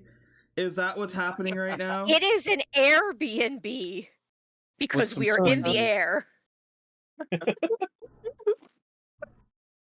Oh my goodness. Okay. Well, We just- Squengy's at the ready, What is included in this Airbnb accommodation? Depends on how much they're willing to pay. If they want just the basic room, then it's less money. If they want to pay for a meal, they can eat some of Squelch's stuff. Quality varies on price. Yeah. Absolutely. Okay. You have tiered pricing there. Aelita, that's entrepreneur that you are. What are you setting the difficulty as? 5. Okay. We're gonna call this reputation? Are you trying to do this to earn money, or like what is the purpose of this? Is this money to meet people? You know, you never know. Like we need information about the galaxy. We're gonna get all sorts of people on the ship. We can get to know them Honestly, kind that's of. Like it's just a way to kind of both get money and, you know, get some insight maybe on stuff going ons in the universe.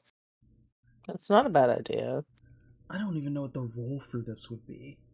It's gotta be it's gotta be etiquette. Yeah. I've broken the game. Etiquette, maybe? Yeah, That yeah, checks, that's- I guess. And I'm counting it as side work, but keeping in mind that you're also like trying to like make a connection here. Mm-hmm. Yeah. Well, I can't fail this. I have a +5 to etiquette. Yeah, it's about how good you do at this point. I already marked it green. So if we're gonna start escorting, Oh. like, and Oh transporting... my gosh, I just hit a 20. Yeah. Oh, Amazing. So that count, Yeah. so you get a plus Fucking A, you get yes. a +5 for hitting a natural 20, which boosts that up to 30. And that is Hell way yes. over 5. That's way Absolutely more than 5 Played over. that role. You somehow, some way, make a very successful like Airbnb setup where like you go, you pick them up, you have like a full accommodation for them with like a nice room. You've got Squelch fucking pulling out all the stops for food. Fucking Neldor not only like being somebody who helps with the accommodations but also offers to fucking do their taxes for them. Johnathan Jimson that like regales them with bad movie recollections of Earth movies, but tells it in such a engaging way that it's entertaining for them. To boost the efficiency, you guys decide to have like a talent show.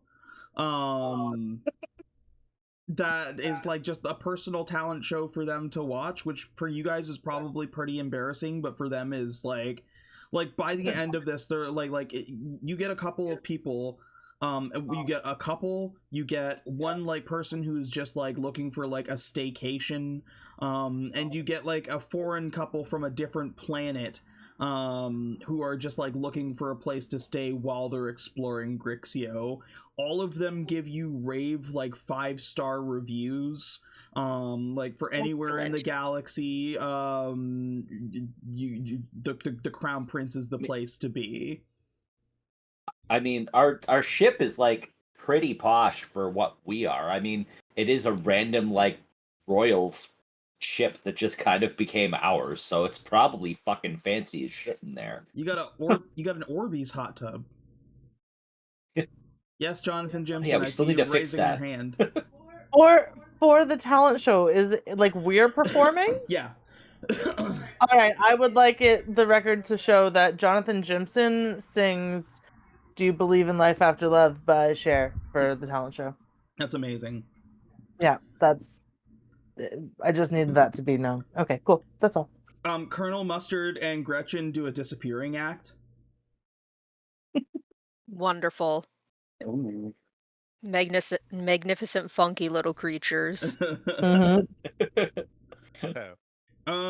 You don't get an insane amount of information from these people. Most of them are like tourists. That's fair. But you do hear that one of them came across the Void Seekers. Okay. You hear that they were in a luxury ship that was flying by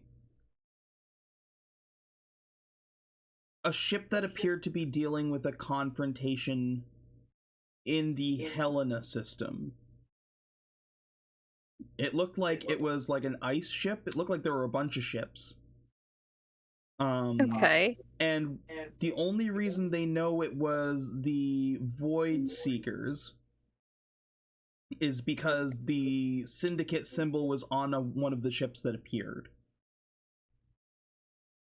And it appeared to be like a confrontation that like there was the luxury ship got out of there quickly before they got caught up in the scuffle.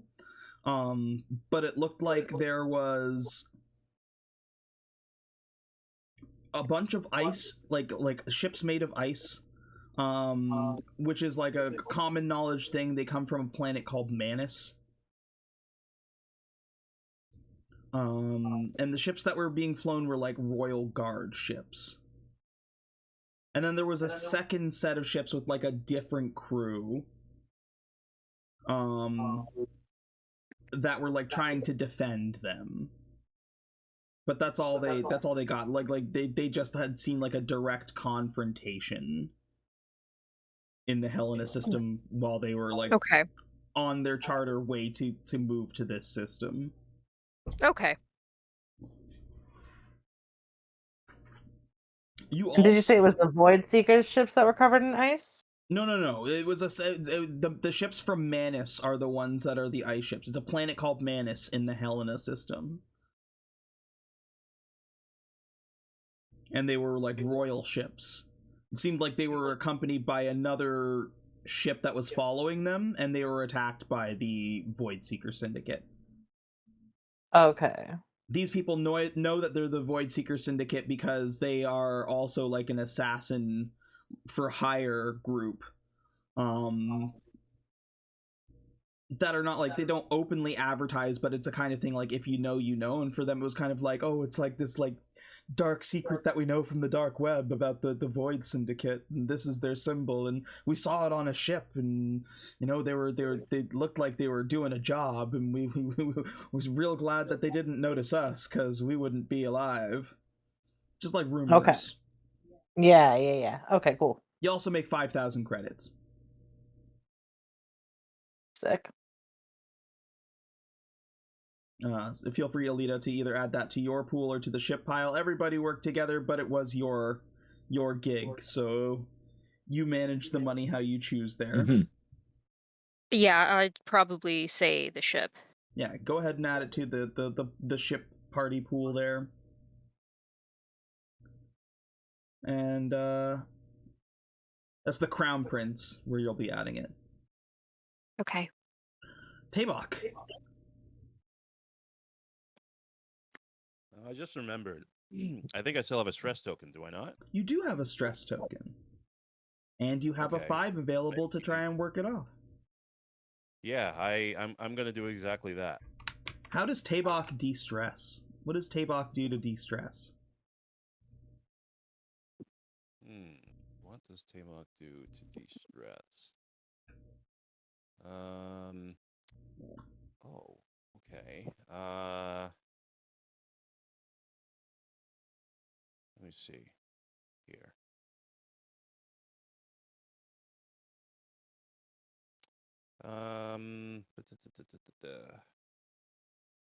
Maybe some.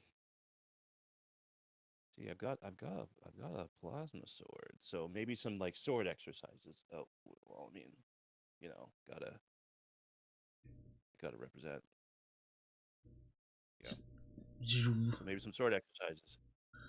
Okay. Yeah, go ahead and give me, we'll call it an athletics. Or acrobatics, right. however you're doing it, you know, them Jedis and their weird fighting style.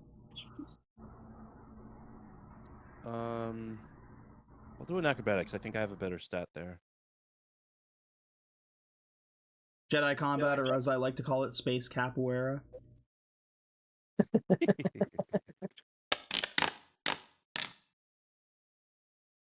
Yeah, okay. Yeah, working it off physically is working for you. That will get rid of your stress token there. Awesome. As you work up a sweat.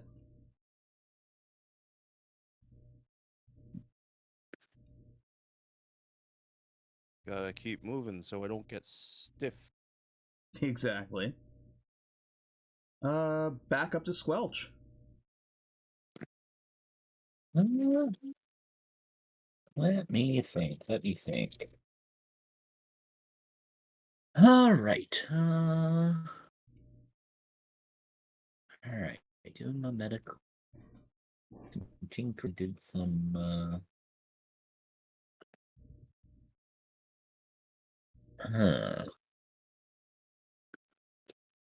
Decisions.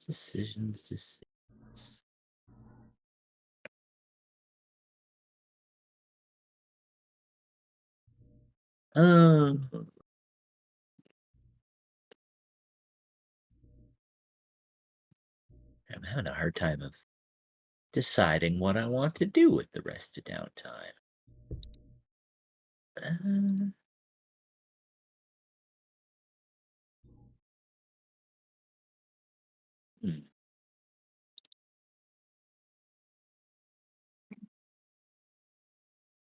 Yeah, especially since those checks are getting harder now. Yeah. Yeah,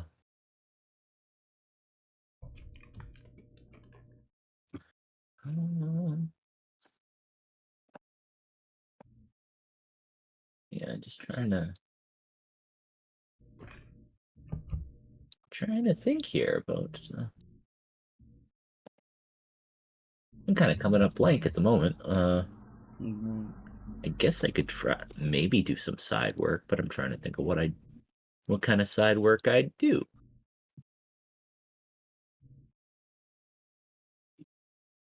What would Squelch do for side work? Would he go back to his old ways? Do old habits die hard? Are you gonna just start a fucking random clinic in a back alley I need somewhere? to get. At the I need to B&B. get like a suitable space, and right now I need. Actually, what I should really get is I should get like a portable like food stand or something. Ooh, that's a good choice.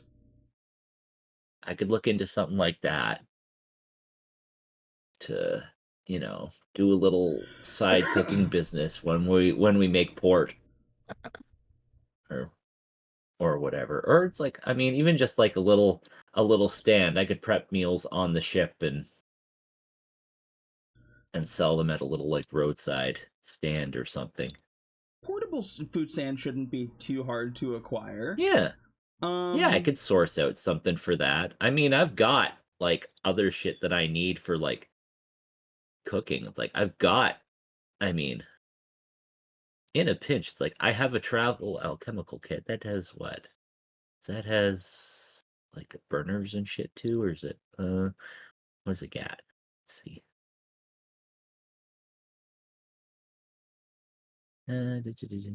Alchemist supplies, order and passive fundamentals. I don't know. I could rig together a little stand between my like travel alchemist kit. It's like I have the create bonfire cantrip, so I could make a little cooking fire if I need to to like heat stuff back up. So yeah, I might source the stuff I need for that to get some side work going there as like make a name for myself as a chef. Side work, so working on starting like a little food cart, little food stand. Yeah, just for something when we're like in like just in port like this or Okay. those kind of situations. Go ahead and we'll call it side work. What are you setting the DC as?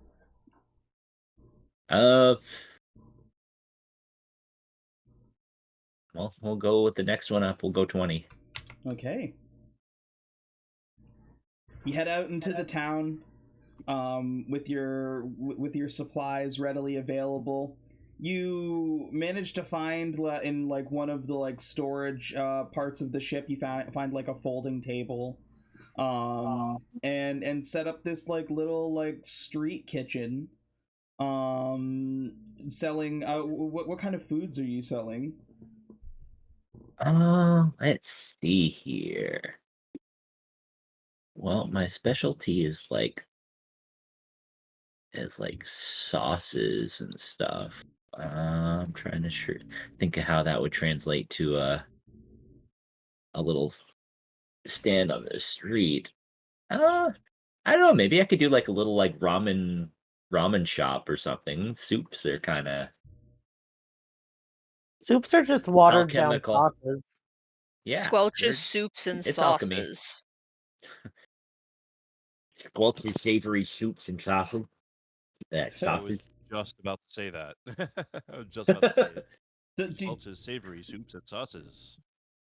Aelita, do you? Can you say sausage in that voice, please? Sausage. Okay, thanks. You sounded disappointed there.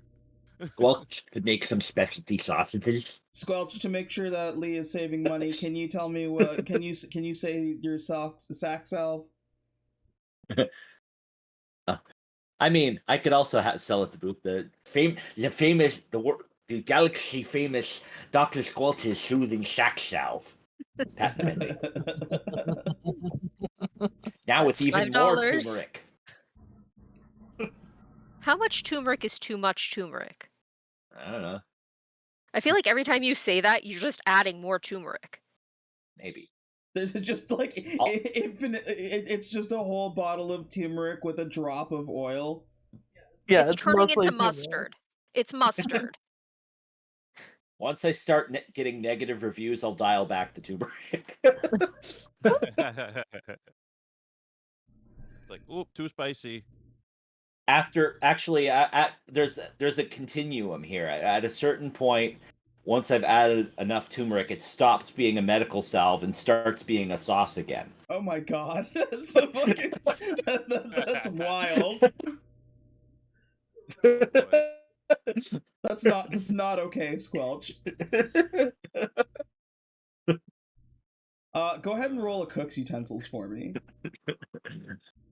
Sure thing. Cook's utensils. Your DC is a 20. Yeah. What stat am I using for it? Because toolkits are variable. Question. I think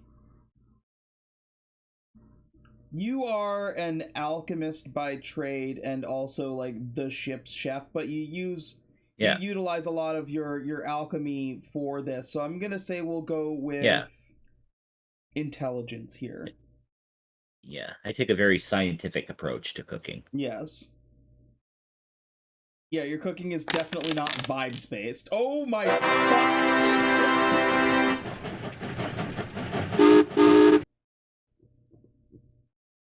That is the second natural 20 tonight. That puts you up to automatically to a 30.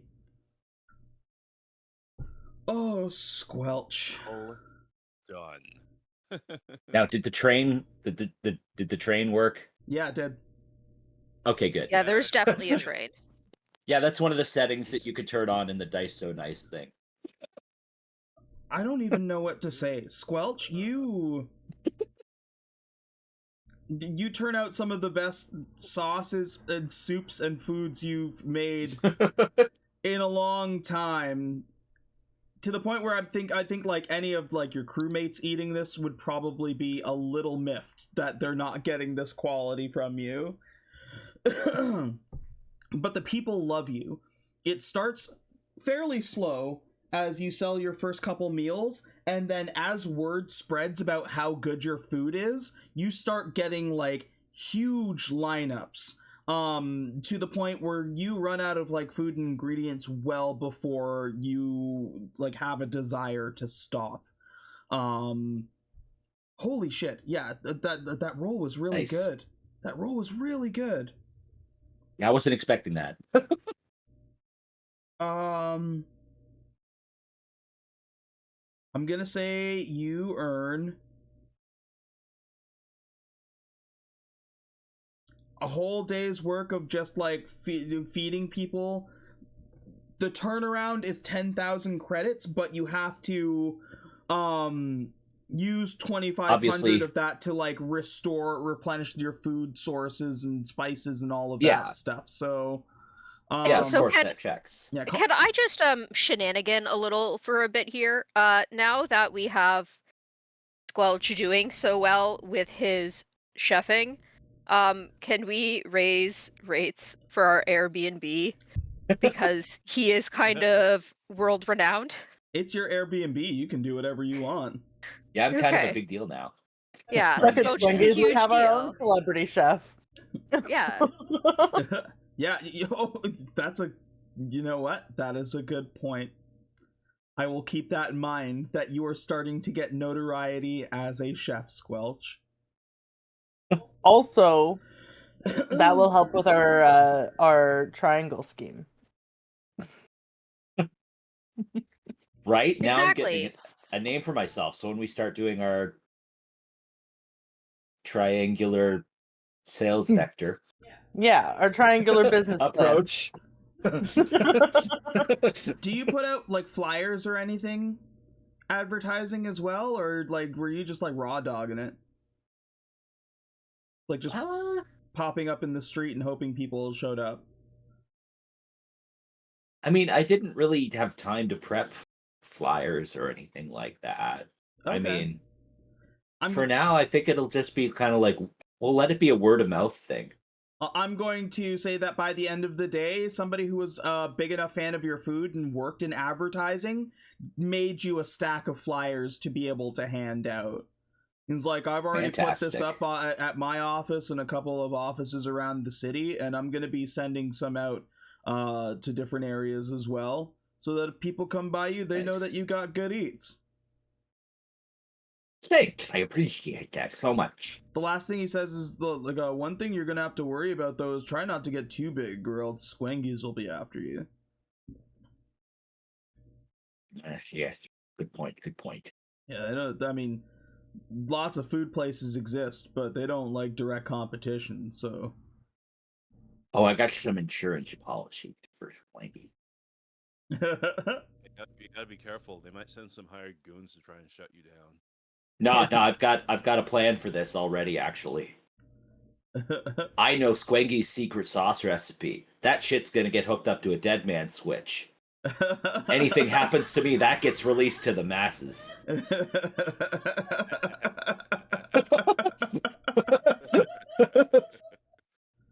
Don't test me, Squangies. If I go down, I'm taking you with me. Oh, pretty much, yeah. Fucking mutually assured funny. destruction. Oh, Johnathan. Okay. I would like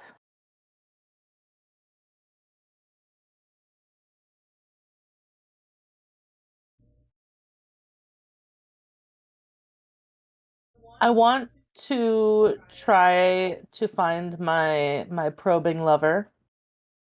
I want to work towards that. I would like to enlist Tabok's help, actually.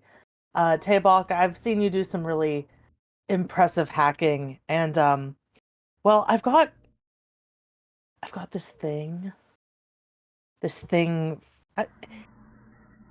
The whole reason I'm in space is because when I was on Earth, I got abducted by what we call aliens, but you guys we just call you people now. But I got abducted and probed by an alien, and well, I gotta say, I've never been touched like that, and I just knew it was love. And so ever since then, I've been looking for my long lost lover, essentially. But they left up there. So I was wondering if you could maybe hack into it to try and get some information about them and like where they're from. Can you hack my butt?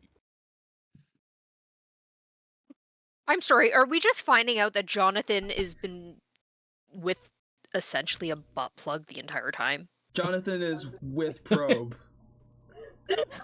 You want me to hack your... Regular human guy is not so regular after all.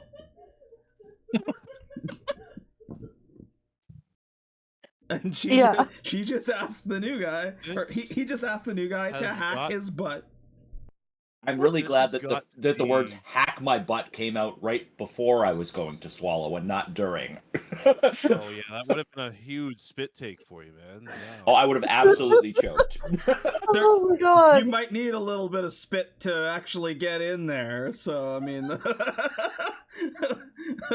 Yeah, I have to say this is. Yeah, I've done some pretty weird hack jobs before. And that's why I know you're the right man to do it. This is by far the weirdest hacking job. Okay, all right, yeah, I'm in. I'll do it. I'll help you out with it. Amazing. What are you setting this as? How hard is this going to be? So No. I have it at 15. Is that allowed? yeah, so Okay. here's how it's going to work. We're gonna call this mystery and investigation. The prostate. Investigation. Once again, you're getting Hack the prostate. the prostate. I was hoping since it involves hacking that it could be an intelligence check. So Can I get Jev to film this? And like, Yeah. can we? You can Does put it on someone your out own there- page. No, that is Oh. not part of my brand. I'm sorry. Okay. I get nervous. But you when could Newest- monetize it. Hey, newest merch for this group. I need to make a hack the prostate T-shirt now, Yes, you do. with the slogan on it. Yes, you do. I don't know what appearance it's gonna have yet, but This campaign is so fucking wild. Just a Right. butthole. Would you hack my butt, please? So here's how it's gonna work. Yeah. Once again, it's a combo roll where Tabok is doing the computer's check, but your role is going to determine what advantages Tabok gets from, I guess, the information he gets from your asshole. What does it tell you? So the How next, long has it been up there? The entire time. you guys? It's like Samrush. you guys have No. you guys have been in Been space. here the whole time. No. You guys have been in space together for a while. We've been in the hot tub together. I don't know how to get I it just out. had no It's just a idea. part of me now. How did the hot tub not like just cook it? Like it's absolutely just fry It that. must be some sort of advanced alien tech. Heat resistant. It does cook it, but Johnathan Jimson just thinks that he's got heartburn. Oh no. Oh no. So Johnathan Jimson, Tonight, when I get heartburn, I am going to be thinking of this, and I am going to be obsessed. thinking about Johnathan Good. Jimson's butt probe. Yep. Yes. I hope you do, Lee.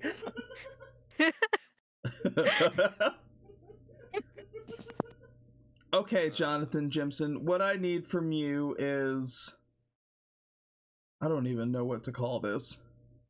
I was hoping it could be an intelligence check because it involves the hacking. Well, he's gonna be making a hacking check, but we're determining how you give him benefit in helping him to do this, to make this roll. Johnathan Jimson knows this better than anyone. And Investigation or insight. it's about Something like it's about being whether or not you're being more of a distraction to him than being a help. I think an investigation check here does make sense because you're investigating your long lost love. And I'm investigating your butt. And you're investigating Yeah. Johnathan Jimson's butt. You might be able to hack it over Wi-Fi, so you don't need to, Can we roll to see if someone walks in on them? Send in Tink. Johnathan Jimson. Okay, so Johnathan Jimson makes the roll. Normal health action, you'd already be getting advantage, so I'm going to say that this also gives you +3 to the roll. Can I also, before he goes into the hacking, put my hand on his shoulder and be like, I know you're the right guy to do this. You got this, and cast guidance. you can also give him guidance. This game's fucking just weird. Tabok's just like, just very nervously, just like, I mean, I'm glad you're trusting me with this, but there's no one else I would trust with my butt more other than the I hope person we're this trying to doesn't find. awaken anything in Tabok. I think that's why I'm nervous. Tabok, give me a computers check with advantage +3 and then plus 1d4. You can add those to the situational bonus.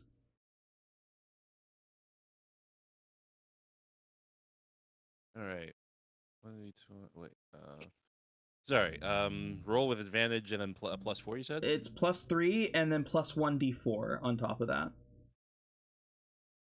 Okay. So do I just put plus 1d4 in the situational? Yeah. bonus In the situational bonus, you put +3 plus 1d4. 3, 4. Advantage. Let's go.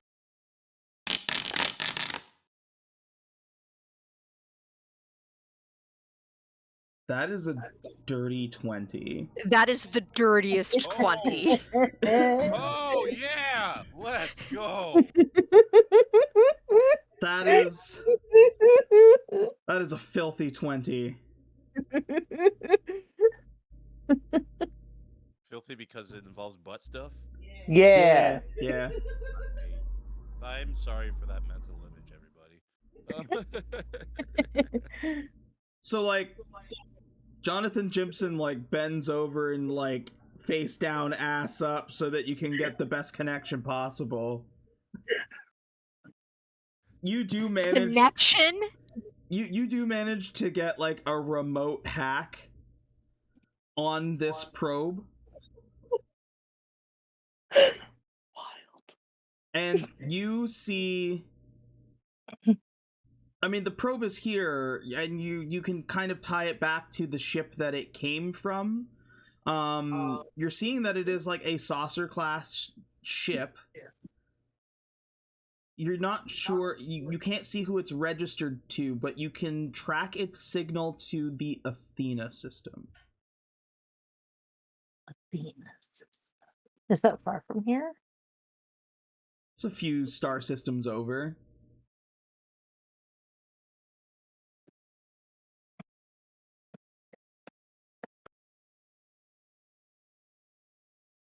And that's where they currently are, or is that where they were when it was put in me?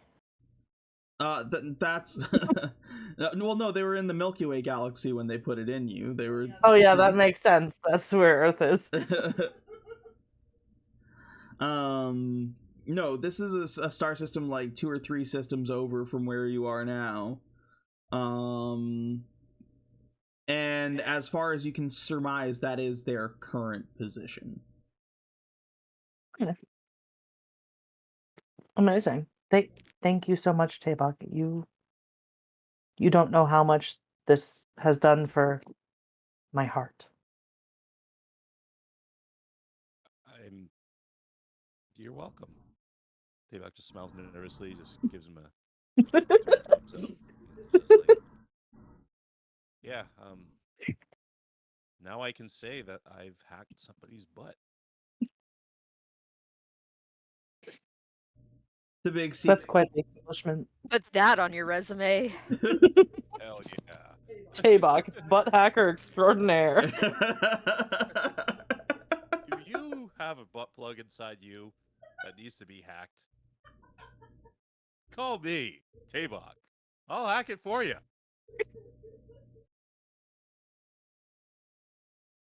Amazing. Hackable butt plugs. I mean, we're probably not that far off. Previously unsaid sentences in human history.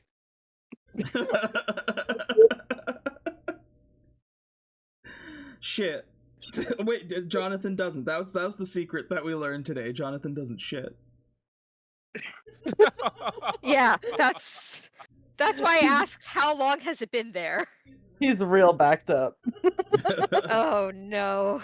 Lovins is a thing. It's Bluetooth Joda. That's true, but I don't know if it's hackable yet. Can you just hack Oh, somebody's it's gotta butt plug? be. Can you just You gotta be able to. hack a person's sex toy? Yeah. Yes, that's I mean, if you fucked pay up. money.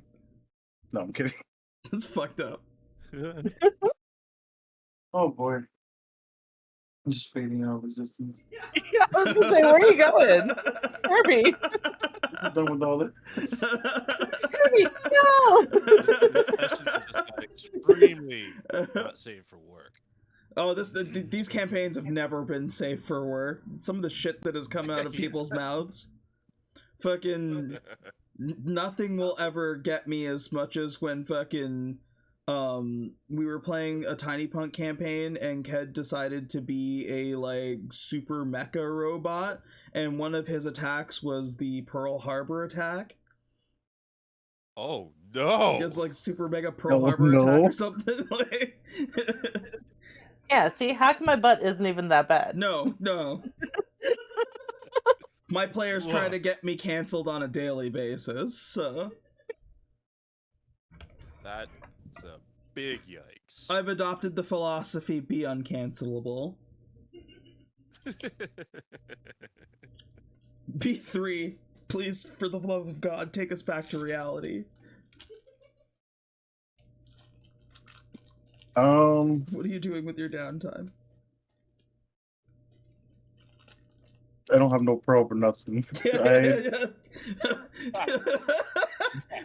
B3's like, how Well, do I not get a crazy. probe? Oh yeah, so this is Earth check I've never seen before. No, I'm gonna do something for some reputation. I'm doing set up for 5. Try and just spread the word. About like the Airbnb and then Dr. Squelch's business, you know. Like I'm a Okay, pilot, just- maybe like I go flying around like different ports and stuff, advertising or Okay. Yeah, absolutely. He's got flyers now that you can hand out. Tell people more about the businesses that your friends are making. And try, I mean, most importantly, to improve your reputation on Grixio after that unfortunate run-in. yeah, robbing everything. Go ahead and give me an etiquette roll.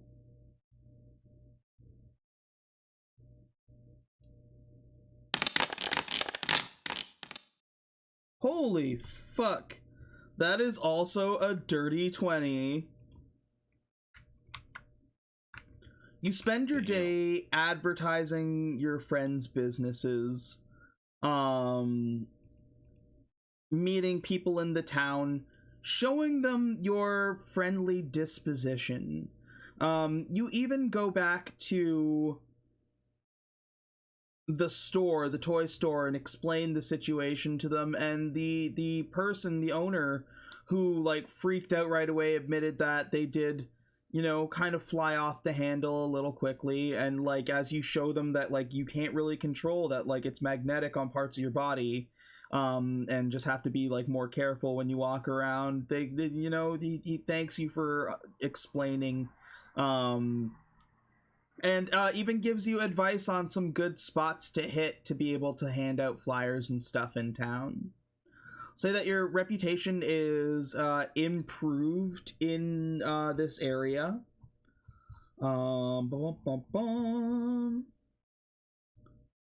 What do you get? You get additional stuff. You rolled really, really well. I'm going to say that consequent rolls for your friends, or I'd say like the next roll that each of your friends has to make for their various businesses, they will get advantage. Awesome. Hey.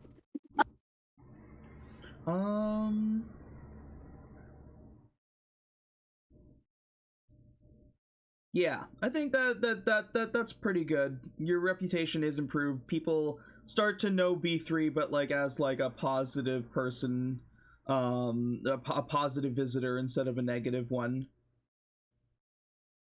And yeah, that's pretty. Yeah. I'm handing up the flyers. What was it? Wasn't crotch salve? Was it Sack Dr. salve. Squelch? Soothing Dr. Squelch's sack salve.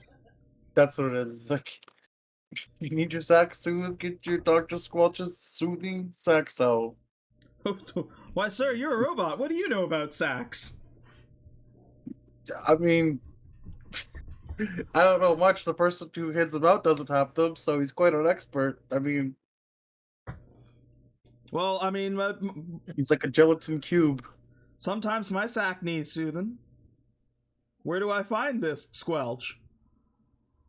I'd walk up to him, pass him a flyer, and I'm like, right there, my friend. And I keep calling about. Oh, you're mighty kind, citizen friend. Thank you. He gives him the nod and just keeps going on handing out.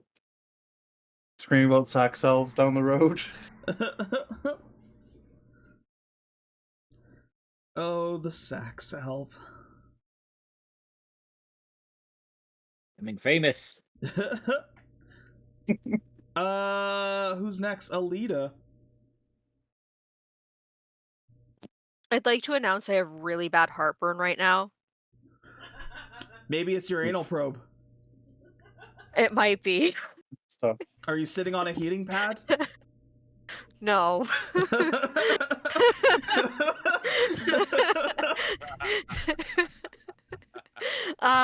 Anyways, I'm running out of stuff to do in the slower down times, so yeah, now you're getting to the hard rolls now. Yeah, we're getting real risky here. I think one thing that I would like to do is kind of train with my new whip a little bit, see if we can improve our skills, get comfortable with it, kind of deal. Yeah, the whip training. I'm assuming you're putting that at a 20? Yeah, I sure am. Okay. Personal goals. How are you trying to improve with the whip? Well, I have not used a whip before this, so That's true. I guess I'm just trying it out. Can Johnathan Jimson cast guidance by showing her clips of Catwoman from the 90s Batman movie where she has the whip, the Michelle Pfeiffer Catwoman? Yeah. And being That like, is "She's not like this." where I thought you were going. I would like to say that. That is not where I thought you were going. No, it's a movie thing. Johnathan Jimson Okay. loves movies. Yes, he does. Okay. He's also going to show you Indiana Jones. Not like the full Ooh. movie, just like clips on YouTube on his phone. Right You now, still get YouTube in space? there's a version of YouTube in space. I'd say, like, anything we have, space has better. Exactly, like Airbnb. But as we learned, like, last session, that also includes capitalism. Yes. Oh, space capitalism. I can't believe I have to hit 20 for this. That's why you're getting guidance. Thank you for the guidance. Realistically, this is... You're trying to learn a proficiency in whips, because you're not proficient in them right now. Yeah. Which I probably would have had you set at, like, a 20 anyway, for learning a new skill. Wonderful. You are getting the guidance. So that's an extra 1d4 from Johnathan Jimson. I'm going to say from the help from Johnathan Jimson, you're also going to get advantage on the roll. Okay, thank you. We're going to call this...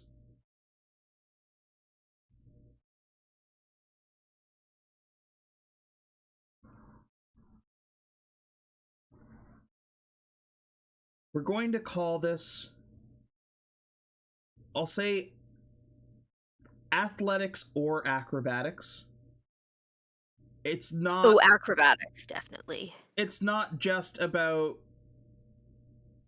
like swinging the whip. Like it's about whip control and accuracy in a way that you're not hitting yourself. You've got like a fucking 9-tail like star whip, so it's something more complicated to work with. A 16 is not going to do it, but you do get your D4. Oh no. I only rolled a 1 for the D4. Okay. I didn't get it. You do have your inspiration. Yeah, let's use it. Why not? So advantage plus 1d4.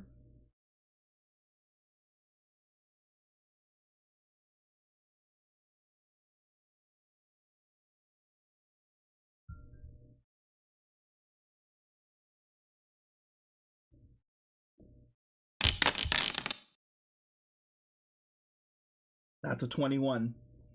Yes! With JJ's help, Much better! you take like the day. Neldor comes to help you as well. I'm sure your companions come to help you in their own ways. And throughout the day, working with this whip and just like practicing and practicing and practicing, you're finally able to get yourself to a comfortable place with the whip. Just in general, this is still like a pretty wild weapon. Like when you're like lashing with this thing, it's also leaving behind these little stars that every time you slap the star, it explodes. You almost like knock yourself on your ass one time, like blowing one up. But you are able to get a good grasp on how to use this whip effectively, and so you will gain a proficiency with whips. Thank you. You are now Jacques the Whipper. Yay!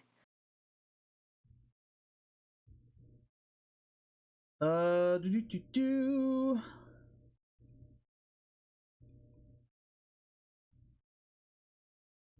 So Oh. I do just want to quickly ask, to attune to my new gift from Neldor, would that be like a downtime time activity, Oh no! or would it just be unless something specifies Okay. a certain time frame, it's 10 minutes. Okay, wonderful. Then I'm gonna take 10 minutes after whip training or something and do that. Having like a certain time frame for attunement is such a wild technical thing to have to enforce that it's silly to me. Okay. You know, like having, oh, you have to sit down for an hour, you have to sit down for 8 hours. It's like, who cares? Like, at the end of the day, you're going to do what you need to do to use that ability as soon as possible. Instead of... I fell asleep with it in my hand, and now I am Yeah. attuned to it. Yeah, like, instead of having you have to go through this whole process, which is just more time you could be enjoying it as part of your role play, like, just, like, cut that out. Like, we already have the limitation of 3 things anyway. So it's very rarely that you'll have something that you need to, like, if it's requires a specific attunement, it's going to be, like, you need to do something to be able to attune to it. But yeah, otherwise, 10 minutes, you're Gucci. Perfect. And that brings us to Tabok, who is twirling the self-care here.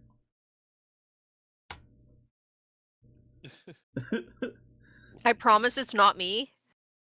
I believe you. Hands. I'm thinking maybe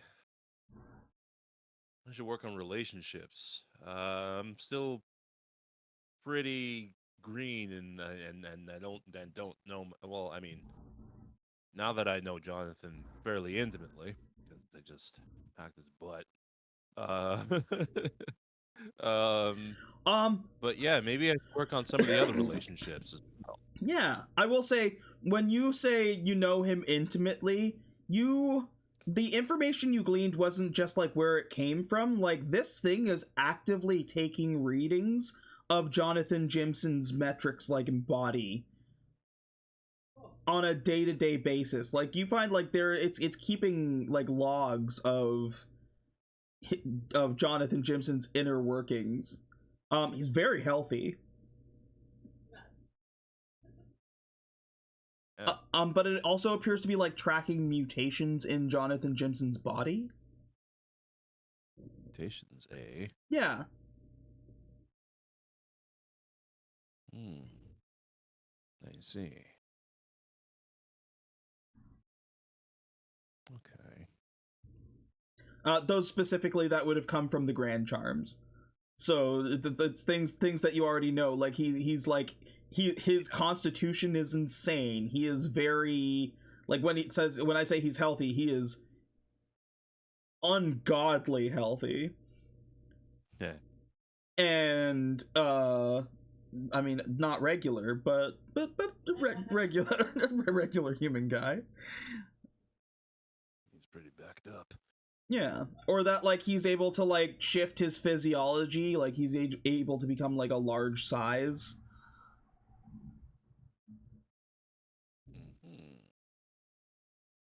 Okay. Cool. Yeah. All right. So yeah. How do you want to build relationships with the rest of your party? What is Tabok doing to do that?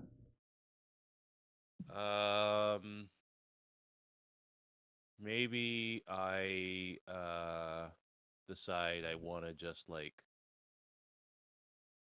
maybe I'll do like a maybe I'll do like an ask me anything.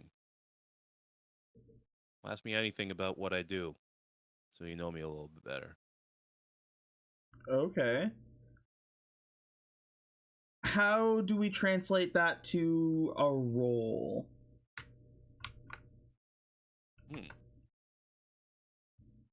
Are you being completely 100% honest with them when they're asking their questions? Wait, how about we hear the questions that your party members ask you before you decide how you're going to respond? Yes, okay. So we'll go through one by one. We're going to have each of your party members ask a question about you, Tabok. Right. Oh. Sorry. I don't know why I made that green. That might not end up green.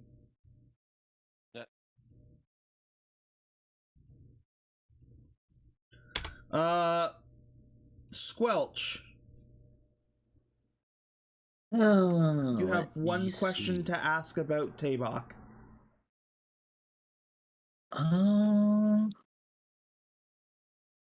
One question to ask Tabok. Good question. Let me think.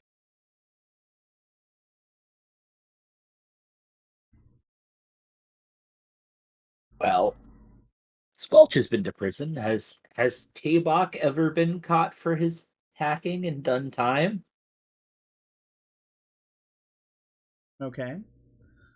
Johnathan Jimson. Partially self-serving. I want to know how good my fake identity is, or if I can expect it to be cracked. Okay, it's a bit of a self-serving question too. Has Tabok ever been caught or gone to prison? Johnathan Jimson, what is your question for Tabok? How did you get started in hacking, and like what inspired you to go down this path? Okay. B3, what is your question for Tabok?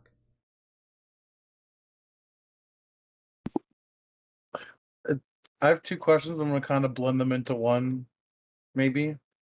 I'm gonna ask, like, what was, like, your biggest, like, score or, like, job you done, like, hacking wise, and ask if you did it, like, solo or with the crew. Like, score. Were you alone, or did you have a crew? Like, solo or with the crew?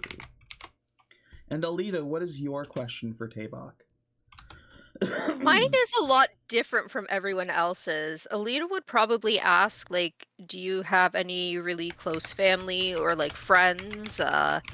You know, because he's kind of going alone here. He was traveling alone for the longest time. Not necessarily family, but, like, maybe even just really close friends that, you know, I just want to know more about him as a person. Okay. Rather than all the hacking stuff. Aelita's... Come on, I've got a -1 intelligence here. I'm not going to be asking computery things. That's fair. No, that's fair. And I mean, still, all very personal questions. Some less than others, but all very personal questions. So I'm gonna post them in the chat.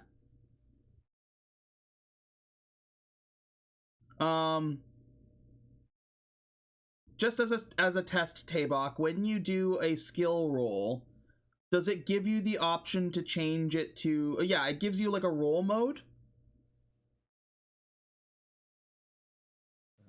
Roll mode. Where's that? When you do like a skill check, do you see where it says roll mode underneath abilities? The little pop-up that comes up when you click on it. For instance, if you did like if you did acrobatics, like click on acrobatics. Oh yeah, roll mode. Yes. Roll mode. Yes. Okay, so I think about the answers to these questions.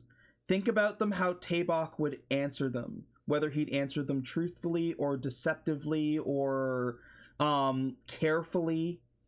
And in that, I'm going to let you make the roll before you answer the questions. You're going to have the options of persuasion, etiquette, and deception. Okay? When you make the roll, you're basically going to tell me how you're answering before you provide the answers, and they aren't allowed to know the answer to this. So when you make the roll, I need you to change it to private GM roll. Okay. All right.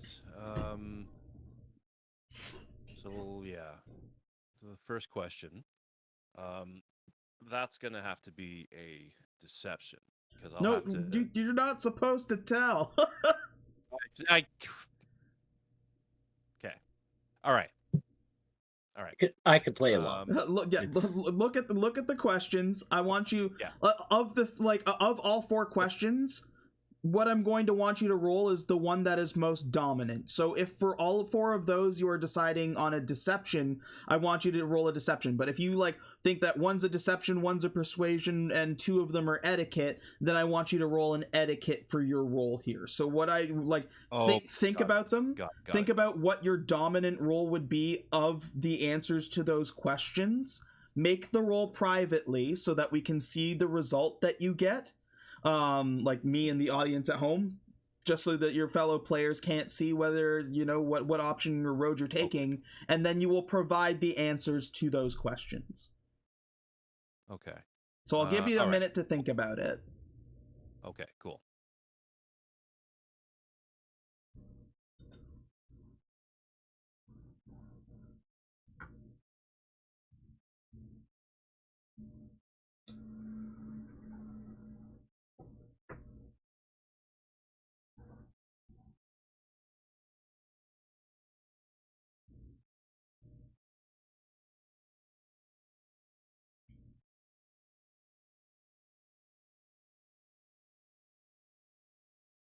And because I'm putting you on the spot like this, I'm also going to give you advantage on this roll. Because it's a very personal reflection to build reputation moment.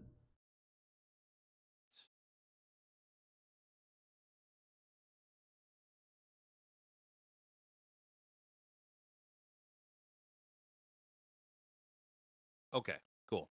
I think I figured it out. Now they're not all the same, so but 2 but 2 of them are. So I'll just do that as a dominant roll. That's what you meant, right? Exactly. Okay, cool. Okay, cool.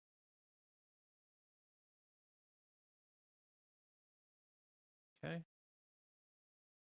You set with advantage.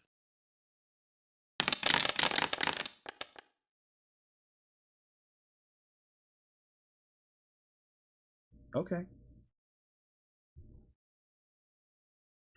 You do have the option to re-roll. Wait, did we set a DC yet? We did. Yeah, the DC's 20. Right. Okay. Was that supposed to be private? Because the role is showing in the chat.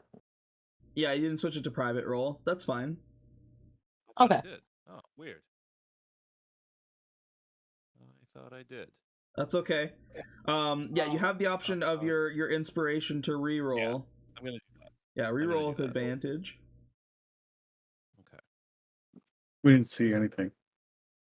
Didn't see shit. Fancy shit. Okay.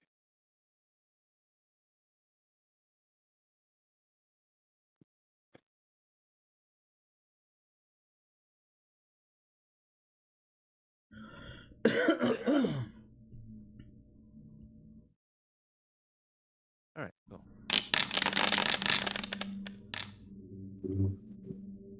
17. It's a fail, but it's not a fail by 5. Okay. Again, that showed up in the chat. Weird that it didn't show as private. Okay. Yeah, that's strange. I don't know why it's not doing it for you, but that's okay. Good. Yeah. I did the roll mode and everything. Okay. Well, I guess I'm an open book. Not so much, because he said like two of them like made sense for that category. We still don't know what to, but with the failure, people are going to get advantage on insight checking you with these questions. Okay. So the first question was, has Tabok ever been caught or gone to prison?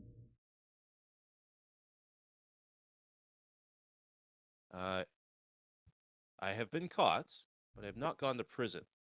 Can't really say what I was caught hacking with, but yeah, I've been caught. Like sometimes you think you're being a bit too careful, and you're being too careful, and then you just end up not being careful.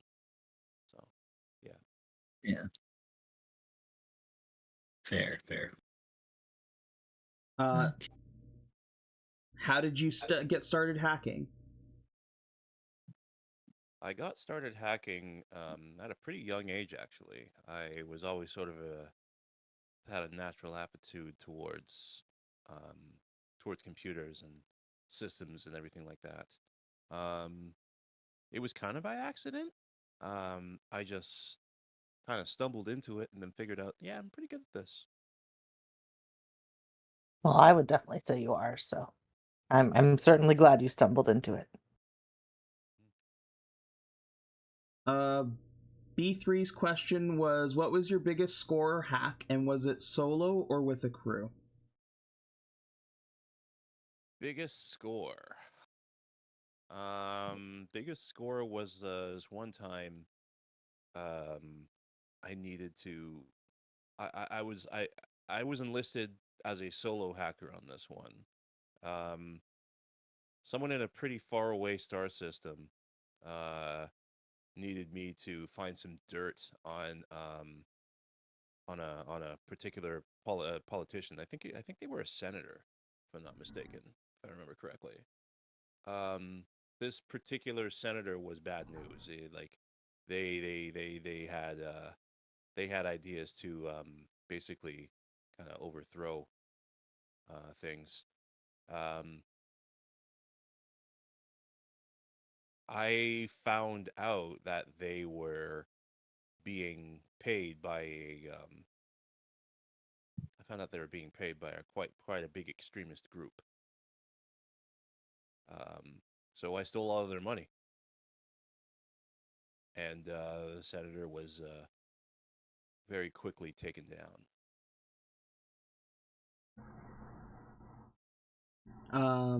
Well done.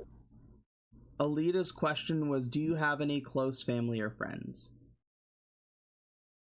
I have some close family, yeah. I don't really talk to them all that much, owing to my lifestyle. But you tend not to have a lot of friends when you're a hacker. I have a couple of close friends that I have never actually met in person. So they know who I am, I know who they are, but we've never actually. I mean, heck, we could have crossed paths in any system, but I wouldn't have known who they were based on their face.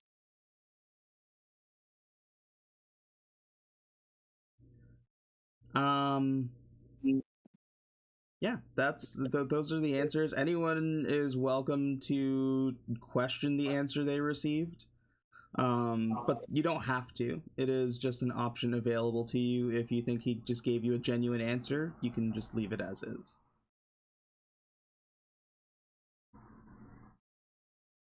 Yeah, Aelita definitely wouldn't question that. And Omar, for putting you on the spot like that, go ahead and add another 5 points to your points card. You did very well. Yay. Johnathan Jimson isn't going to question either. He feels like we've developed a good bond over the last couple turns. I wouldn't question it either. Okay. I Like, will amused by the question story. one thing. Okay. Would Tabok and Johnathan have told us what they did? Or is this some sort of just weird secret they're keeping? Yeah, did anybody else know about the probe being hacked, or was it a private event? Like, are we still unaware of this thing, or... Johnathan didn't intentionally keep it a secret, but he did take Tabok off to the side to ask him to do it out of embarrassment. So, like, I'm not hiding it, but also I didn't say, hey guys, guess what?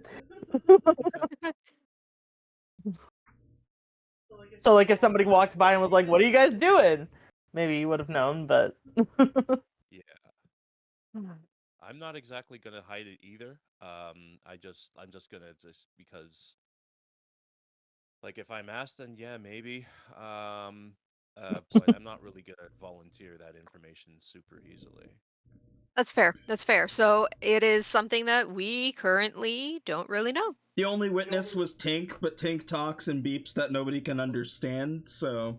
Aww, Tink. Tink, like, flew in, took one look, and then, like, backed out of the room. Did one of those Johnathan did one of those, like, hi Tink, bye Tink. The prostate! He doesn't even understand him. No! Oh, Brian, why? You're gonna put that on a t-shirt, aren't you? No. That's something. I'll wear it. I'll wear it on this. I'll wear it on this fucking show. That's wild. That's crazy. Hack the prostate. That's insane. I hate it. Why is there feet in it? That's a. I was looking for. Okay, I'm on a list now, but I googled yellow button, and Yellow that was one of the results. Why did it have to be yellow? What is this? Because I found I like this. Because I found, let me Yellow. see this copy image. You found like this. Finish that sentence, please.